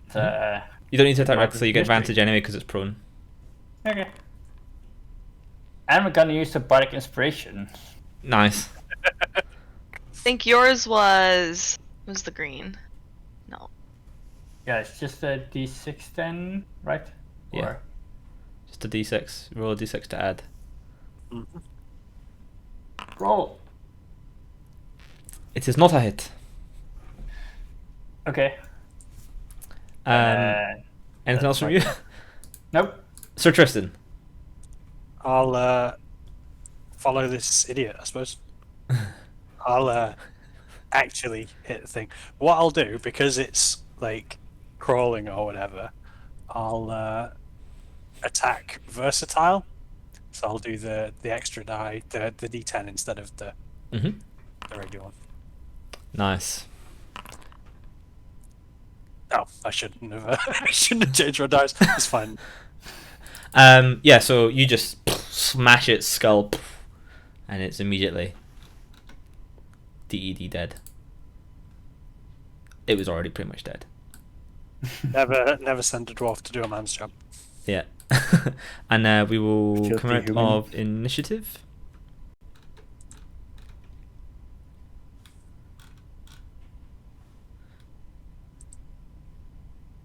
There you go, right of initiative. You can see the weird effect that wall had on the light view. Yeah. There's like a shaft of light that goes Yeah. directly over me, and I can't see anything else.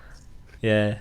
Because what happens is I make the dungeons in Dungeon Draft, and that does all the walls and stuff, and then you export them as like a VTT file, and then you import that into Foundry, and then it also detects all the walls, light sources, doors, and things, and adds them in. But I think there's a couple of, with like kind of more organic looking stuff, there's a couple of little glitchy bits clearly, because I've zoomed out on my map and I see them. Very narrow, but it doesn't like others. Yeah, we so can't through that middle one, but we can sneak through this bottom bit. yeah, don't be moving around too much down there, by the way. Can I please, whilst I'm moving around, investigate the zombie bodies that we've killed, and then look at these 3 corpses? Yeah. So the zombie bodies that you've killed, roll investigation. Hey, finally. So those are clearly miners, or were miners. They've got the clothing suggests that they were miners. The weapons that they mean were holding. Mining miners or underage miners? Mining miners. You're in a mine. Okay. Probably full of underage miners as well, because it's a mine. But they're fairly decomposed in the sense that their flesh is stripped off. But I mean that doesn't really make much sense based on what you know from outside. In that like the town, the mine and stuff seem to be active today. So you imagine that the mine isn't normally full of undead, but yet they're quite heavily decomposed. Is there any gold in their pockets? That's the important question. There's no gold in the poor mining villagers' pockets. No. Is there anything in the other 3 corpses that are lying on the ground in various states of bloody horribleness in the corner right near me? So those ones, those are pretty fully humanoid. They look like regular miners that are dead. Like, hard to tell exactly what caused them to stop being alive, but like they look like they've been like stoved in head type thing. Okay. As my final action then, can I just jog quickly back into the main chamber and collect that barrel of TNT? Is it possible to do that or not? Yeah, you could move it. It's going to move at half speed because it's quite heavy. Okay. Trying to think how to do this. I really want it, but like if it's that big, then is there any way I can like decant some of it off and put it in the backpack that I've got? You could open it. TNT. So you can open the barrel, inside it's sticks of TNT. Sweet. How many can I carry? How many do you want to carry? 10. You can carry 10 sticks of TNT. Sweet. Some of them look like they're a bit like maybe past their use by date type. But yeah, Should make for an interesting explosion. You now have 10 sticks of TNT in your pocket. I'm just as I'm doing this, I'm scrolling through and looking for a couple other walls that are like in the wrong place and fixing them. I think I've got them on there. But I think this is a good time, Danny, to stop. Fair. So you've evening.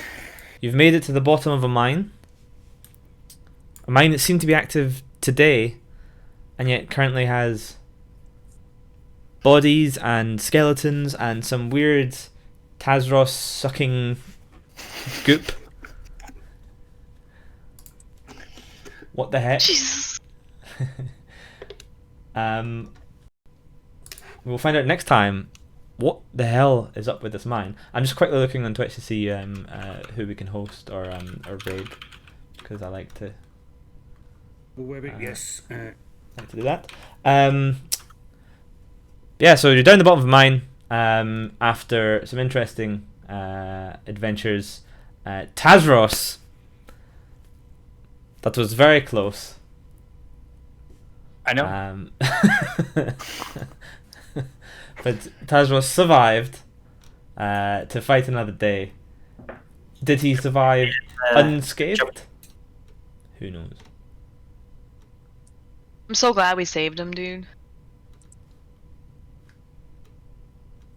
I'm just looking. Here we go. This guy. I'm gonna raid this guy. I don't know who he is.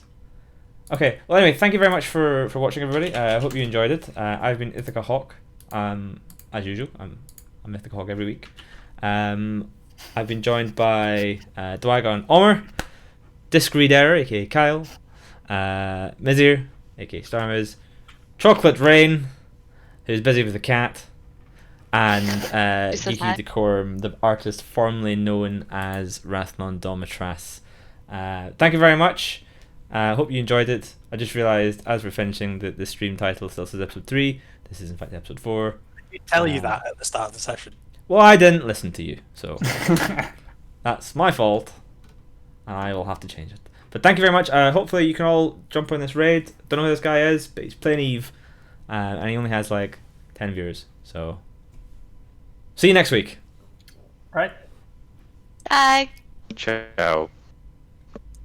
Also, someone's Twitter handle's different. Don't know who, but we'll figure that out later. Oh, it's Dwygon. Dwygons. Bloody Dwygon. Yeah.